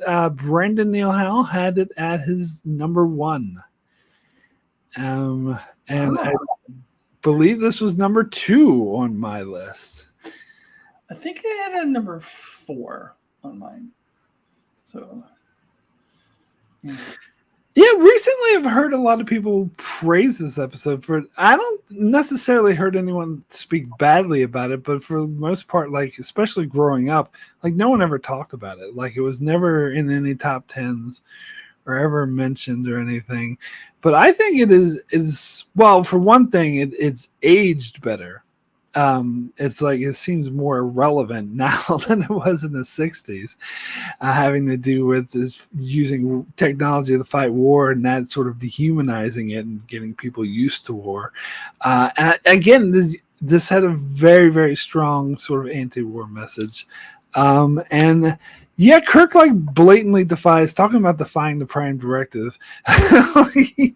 he like threatens to destroy an entire planet in this episode. But God, it's so exciting. Like the way the landing party is going around, like trying to fight these things and aliens and whatever. I just think it's intellectually amazing. It's a good character story, and I like the stuff with Scotty on the Enterprise as well, standing up to the bureaucrat who's being a dick.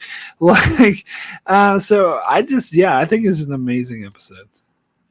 Scotty does in this episode what Spock should have done. And yes, exactly. I think this is the most badass Scotty captaining. I believe it might be the first one where he Yes, this is the first episode that had Scotty in command of the Enterprise. Yeah, and he kind of kicks ass, and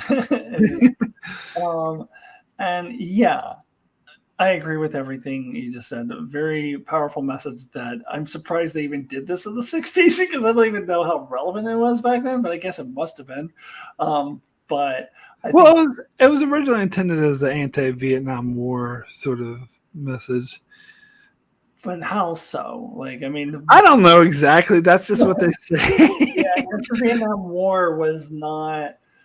I mean, I guess to a lesser degree it was, but Yeah. like once you get into, I remember I was a teenager during Desert Storm, which was the early '90s, and how that would just became like a big major television event is what it turned into, and that's my earliest memory of us starting down that road, and it's gotten worse as the years have gone on, where we've just become more and more detached from the horrors of war, and I hate to be one of these people, but I do think that those kind of shoot 'em up video games do contribute to that too. It helps a lot of those jet fighter video games, and those people, a lot of those kids go on to go and pilot drones, and they feel like they're playing a video game and not really realizing drones is another way in which we're detaching from the horrors of war and not really feeling the impact. And you should feel the impact because then you don't want to do it.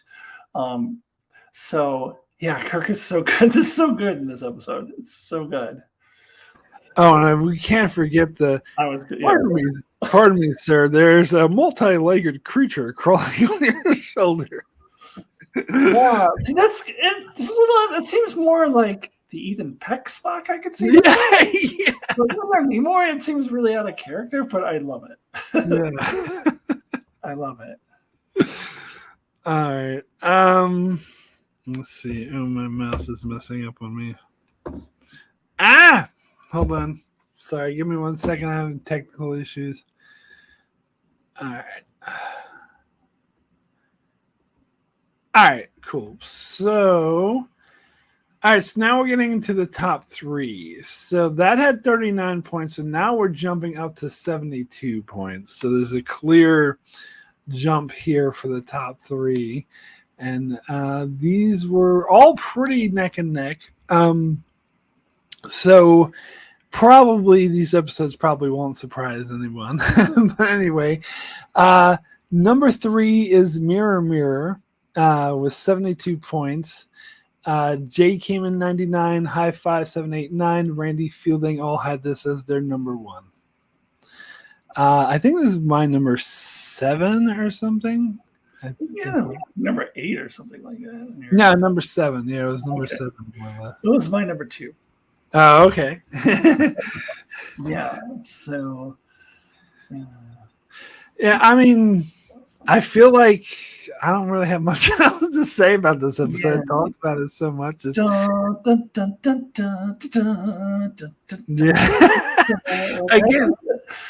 it's like that. I'm sorry, but I like the DS9 episode crossover better. But this came first, and this inspired a lot of parallel universe things, and I think this was really most people's introductions. It was my first introduction to parallel universe. Yeah, me too. Now, I still remember being a kid and asking my mom, why does Spock have a beard? What is happening? Well, because the first time I watched it, I caught it in the middle, so I didn't see the beginning. So I didn't see the part when Kirk goes, "This is something."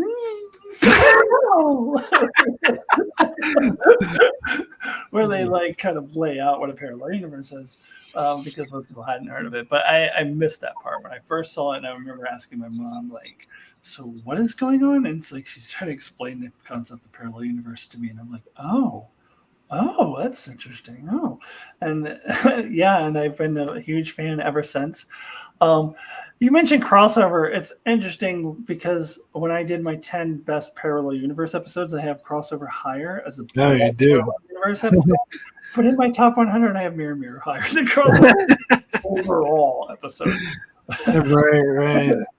Because I think crossover expands on it, but Mirror is the original, so I just I don't know. I think the romance with Kirk and what's her face kind of tripped me up. Like I wasn't really that big on that. Those scenes kind of bore me. But I mean, what I do like about this episode, and this isn't that common for the original series, is that a lot of the side characters get more screen time and get more play. Like what they do with Uhura and Sulu, and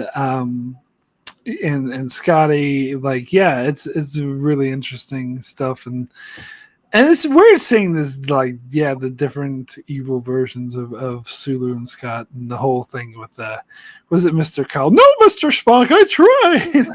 You're aggravating. No, Mr. Spock, no, I no. You're agonizer, please. Yeah, so and also it's another one of those that's like super intense. Like you feel like they're in this hellscape that they're trying to get out of. Yeah, and it doesn't seem like there's much hope for them getting out of it.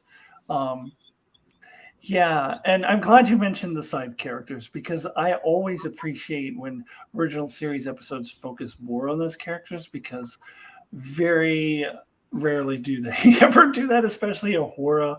Uhura gets a badass scene, and she has one of my favorite scenes in this episode, where she's like, "Oh, you're supposed to come back, and you didn't come back," so that she could like distract him, and the little button goes off, and it's like, "Oh, I changed my mind again." And he's like, "You take a lot of chances," and she's like, "So do you, Mister." Like, it's just badass. Like, absolutely. Badass. And like, Aurora doesn't get that very like hardly ever. So that alone is a great reason to love this episode, but so many other reasons to love this episode. One of the all-time greats for me. Yeah, it's funny because I was watching this podcast that was talking about how the original series focused on mainly the Kirk, Spock, McCoy, and they said the other shows like Next Generation Voyager and DS9 were more ensembles, and they were saying that as if it was a bad thing. I'm like, no, that's why I like those other shows better. Like, I much prefer the ensemble than always just focusing on Kirk, Spock. I get sick of it, especially when McCoy and Spock bitch at each other back and forth. Like, I guess so sick of that in season 2. Yeah. So, I like the episodes where and that's a good thing I will say about Trouble with Tribbles, as overrated as that episode is, that does give the side characters a bit more play as well. All right, so I think we're up to our number 2 on the collective list. And that, I'll just say it's City on the Edge of Forever with 89 points. Ricky, Stephen Matthews, Matty Jester, Norman Buchwald, and you, Alyssa, as well as me, have this as our number 1. You might be surprised this is number 2 on the list. I was a little bit surprised myself that this is only number 2. I am as well. I'm surprised that it was only number 2. I thought it was just a shoe-in for number 1, honestly. Yeah, but at least it's, something different. But yeah, I mean, I think this is clearly the best episode of the original series. Like, this is it's like the interesting time travel concept with the Guardian Forever, I think, is a fascinating concept. And having the, Kirk having to let the woman he loves dies it's such a classic concept that I think was never really pulled. It's like, to me, this isn't just the best episode of the original series or one of the best episodes of Star Trek. It's one of the best time travel stories ever told, ever. I agree, especially using that type 2 time travel logic, which I don't particularly care for, generally speaking. I think this does this flawlessly. I think it's the best use of that time travel logic. And God, it is so, the line that gets me every time is McCoy saying, "Jim, do you know what you just did?" And Spock going, "He knows, Doctor. He knows." And that's just, Well, I'm not gonna. I don't think I'm ever gonna get around to doing this video, so I can go ahead and reveal it. I was thinking at one point doing a top 10 worst and best lines in Star Trek, and I think that was going to be my number 2 or number 1. Oh, really? Line, he knows, Doctor. He knows. Like that. Oh, that's such a gut punch. It is so powerful, and I think, to me, this is the best performance by William Shatner, and I think it's because he's influenced by. He actually is playing off of a good actress. Jodie Comer is a really good actress, so I think she is like kind of helping him to be a better actor. Is my theory, but I think this is by far his best acting appearance in Star Trek, the whole franchise. And this is easily my favorite Kirk romance as well. Like I actually bought this. It's the only one where there's meaning to it. Like you actually buy that there's chemistry between the characters. And again, I think that has a lot to do with Joan Collins as an actor. Yes. And William Shatner upping his game, that you actually buy that there's some emotions there. There's some chemistry there, that they really genuinely care about each other, which is the case in almost none of the other yeah, exactly. All the other ones, like women just instantly fall in love with Kirk because he's so irresistible for no goddamn reason. But here, that doesn't happen. Here, there's a natural chemistry between them. Yeah. But as far as lines goes, I've always been partial towards let's get the hell out of here. Yeah, that's the more common one. When I was imagining doing this video, it was like, yeah, everyone else thinks it's let's it's he knows, Doctor. He knows. No, but I like that because again, to me that single line is William Shatner's best performance, because he puts so much agony into that sort of line, and to see everyone else around him like a horror, and everyone like, oh, he saved the timeline, they're so happy, where he's just like in misery, and he's just like, let's get the hell out of here. Sorry, that's a reference to this audio book that Jonathan Frakes did when he was reading. That takes away from that line a little bit for me. It does, no, because he did it so wrong. Let's get the hell.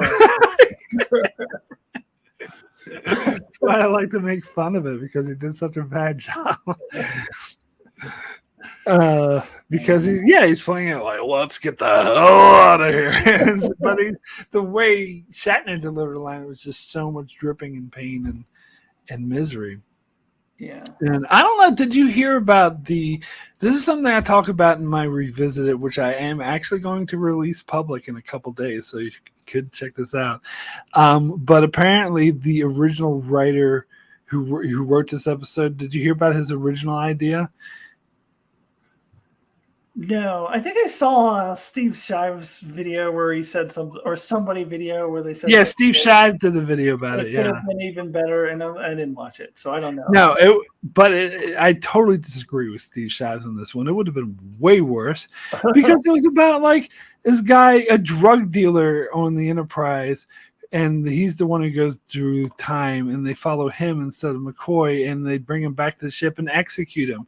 I'm like, that's so anti-Star Trek. Like, that is not like this guy. And apparently this writer guy was a dickhead to Gene Roddenberry, anyone attached to Star Trek, for like decades afterwards. Like, you changed my good script or whatever. But like, no, they made it Star Trek. Like, your script was not Star Trek. But anyway. Harlan Ellison is the name of the writer. Yes. Yeah. Harlan pointing out in the chat there. Yes. But anyway, I go into more detail on this in my Revisited, which, as I said, I'm going to release public in a couple days. But he wrote a couple graphic novels, a couple novels, whatever. And apparently they released his original script as a book. To be fair, I hadn't read it, so maybe it's not as bad as I think. But this premise just sounds dumb. It sounds like the changes they made were for the better. Yeah.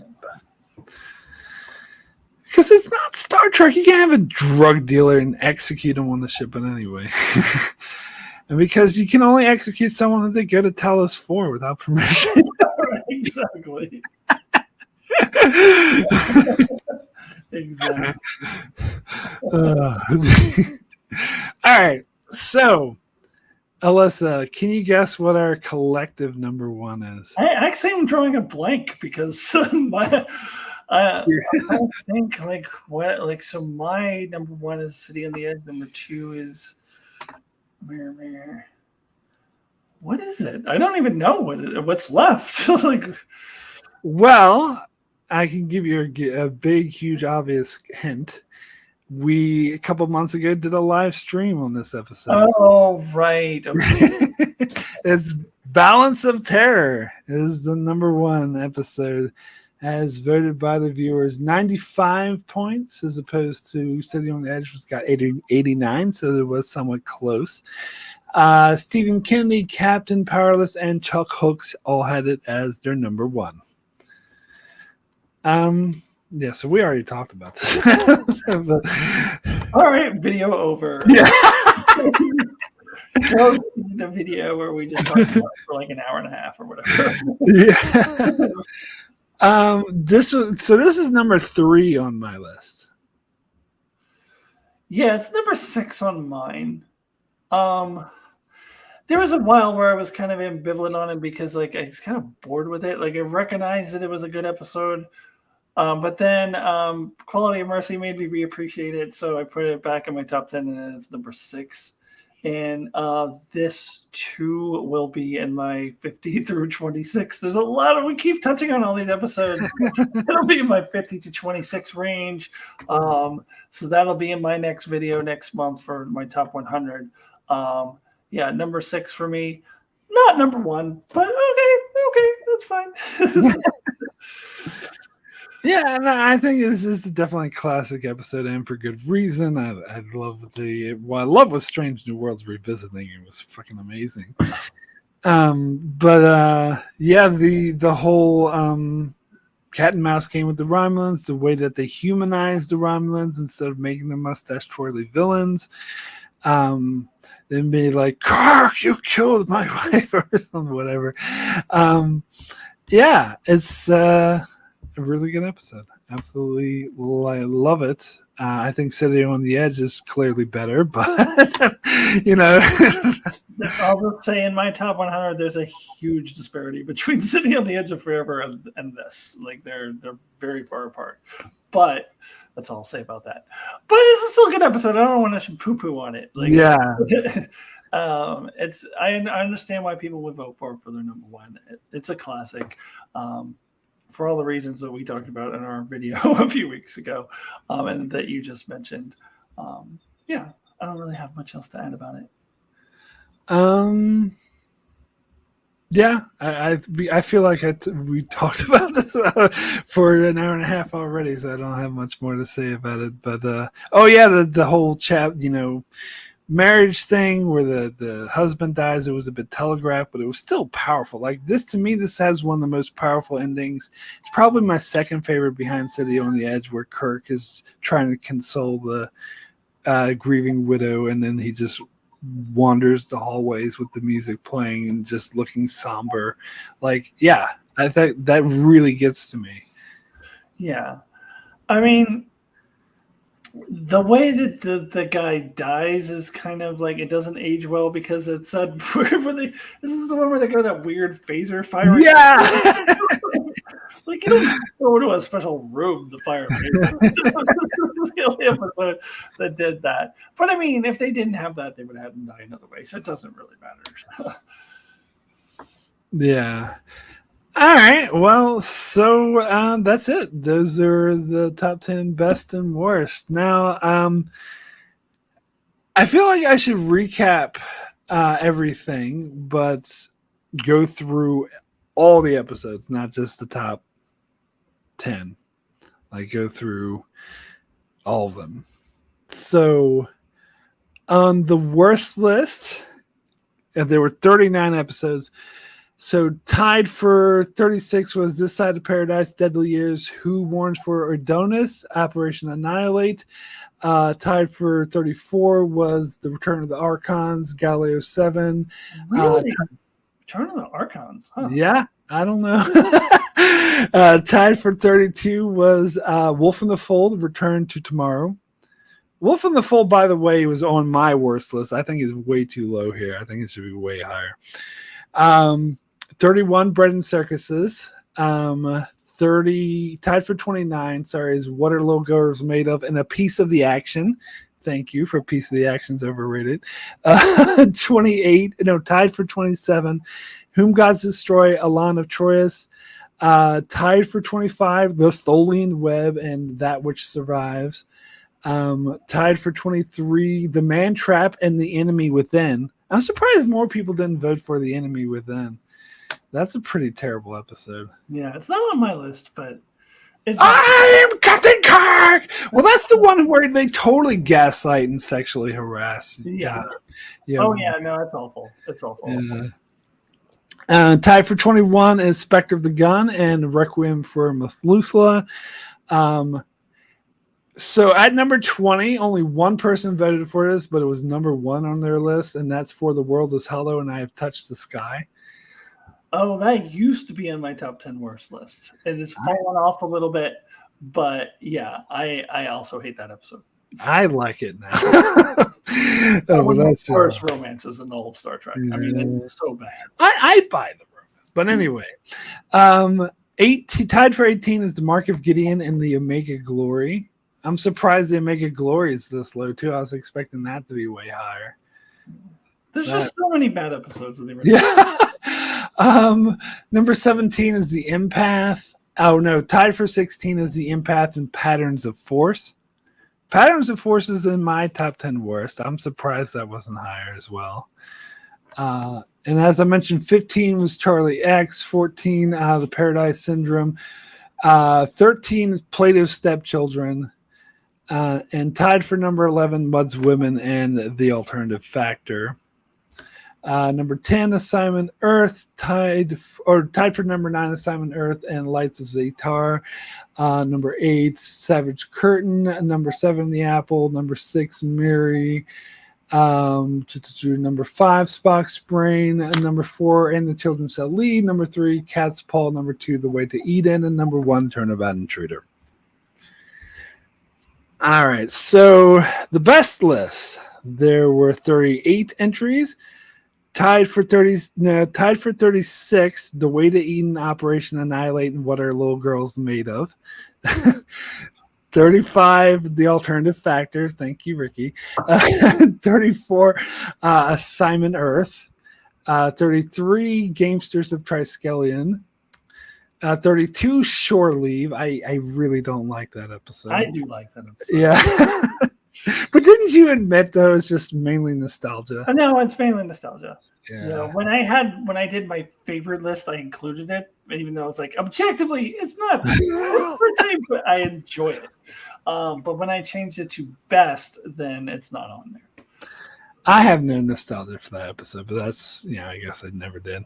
Tied for 29, The Devil in the Dark, Let That Be Your Last Battlefield, and Court Martial. I would put Court Martial closer to my worst list. I really didn't like that episode. But Let That Be Your Last Battlefield and Devil in the Dark, I'm surprised those weren't higher. Those are...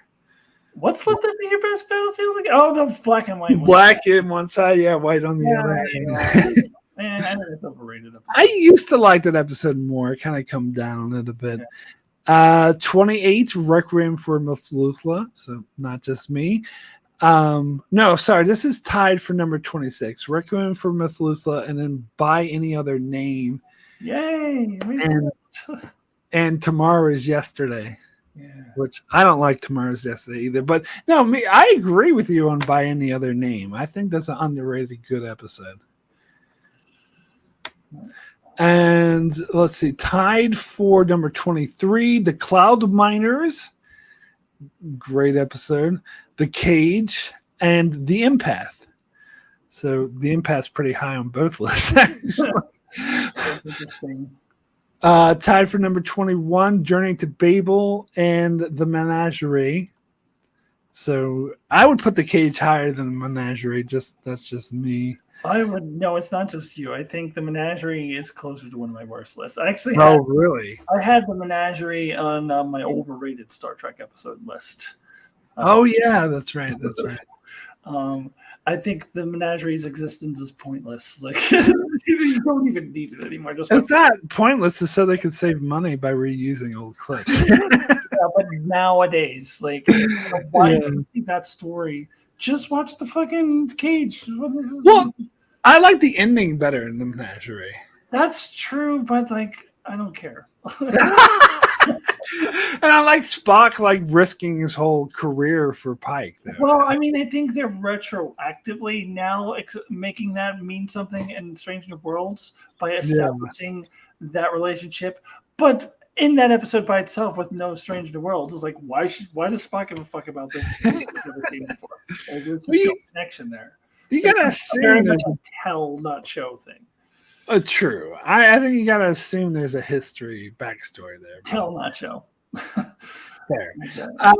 So number 20 episode I love, Lord Garth, Whom Gods Destroy, was in my top 10 best. But didn't that also make the worst list? Did I hear you? Yes, it did. It was one of the ones that were both in the worst and the best. But I think it was higher on the best list. To me, I'm like it's in the middle to me. Number 19, The Naked Time. I think you were the only one really high on that one. Yeah, I know. I'm probably one of the only ones really high.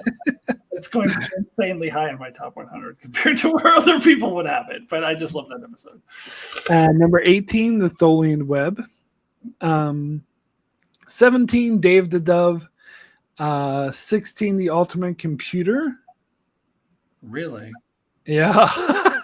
Actually, no, tied for 15 was Dave the Dove, The Ultimate Computer, and the Galileo 7, which Galileo 7 is the one I say really on. That was in my honorable mention, my worst list. I hate that episode. But anyway, number 14 is the Cobra Maneuver.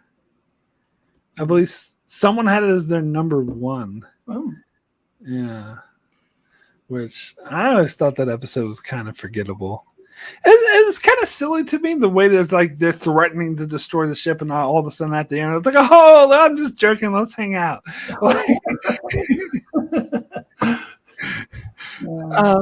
And this will boil your blood. Tied for number 12, Spectre of the Gun. My blood, because you guys just like being swept away by the. Oh, it's a Western. I was a kid in the 50s and 60s or 70s, and I loved Westerns. So I'm going to put my love of Westerns into this objectively bad episode that I ranted about. Like, there's so many, like, just objective reasons why this is not a good episode. So anyways, let's go on. And tied with that for number 12 is the Enterprise incident.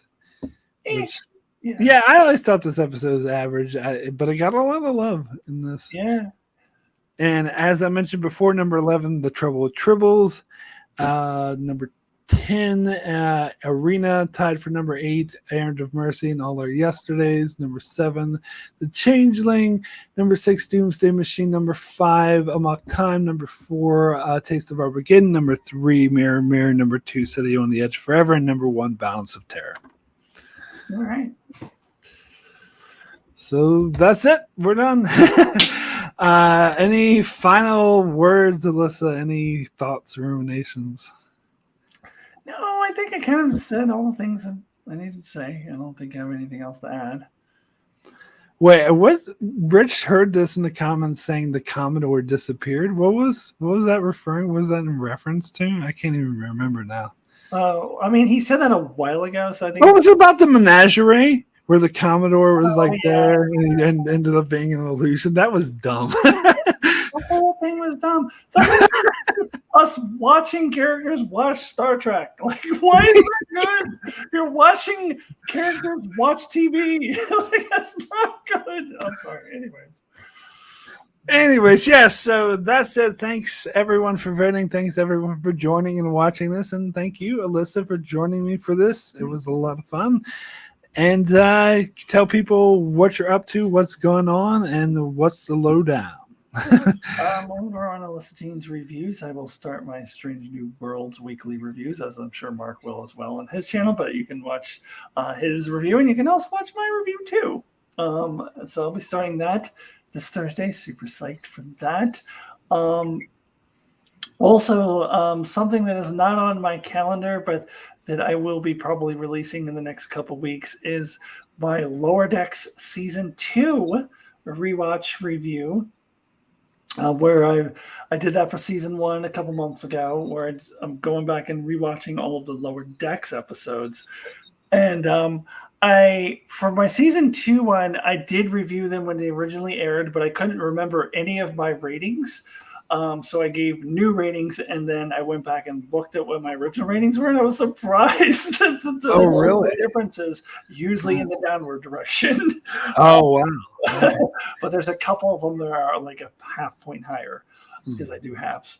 But like I was kind of, there was one that was like, really, I gave it that high of a rating? I'm surprised I gave it that high of a rating. But anyways, so you should check that out. That should, I'm thinking I probably will release that next Friday, the 23rd. It's not on my calendar, but it'll be coming. And then, of course, my Star Trek Top 100. I keep plugging that all throughout this video. I will have that. Probably the first Friday of July will be my numbers 50 through 26.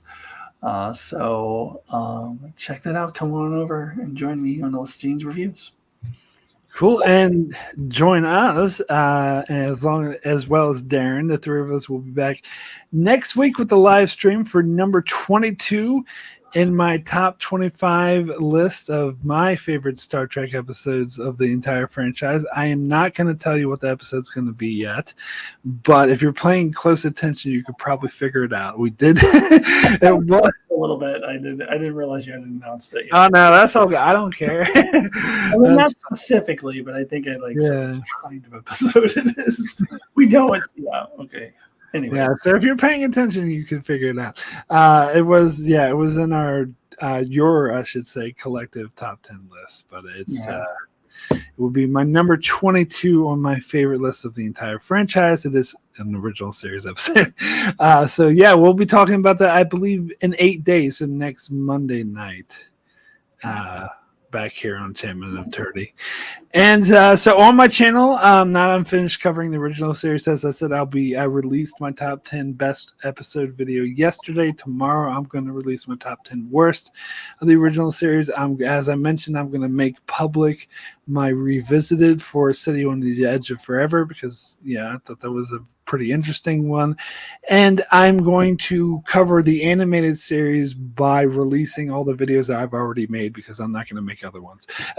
So I covered every episode of the animated series 3 years ago on Patreon. So I'm going to release those publicly on my YouTube channel. So if you check out my main channel page, there's a playlist. This is Star Trek episodes. It's going to be one a day is going to be put there for the next several weeks. So I'm going to really make one public every day.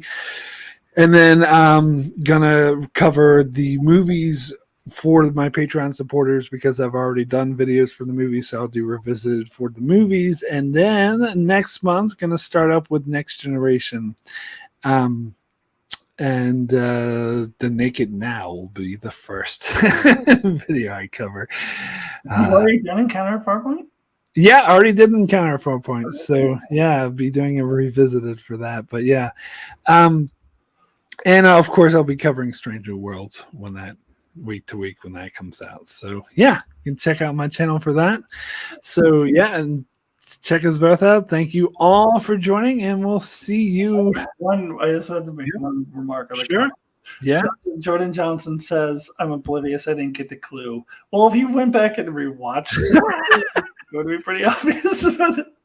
But anyways, just had to point that out. Now go on.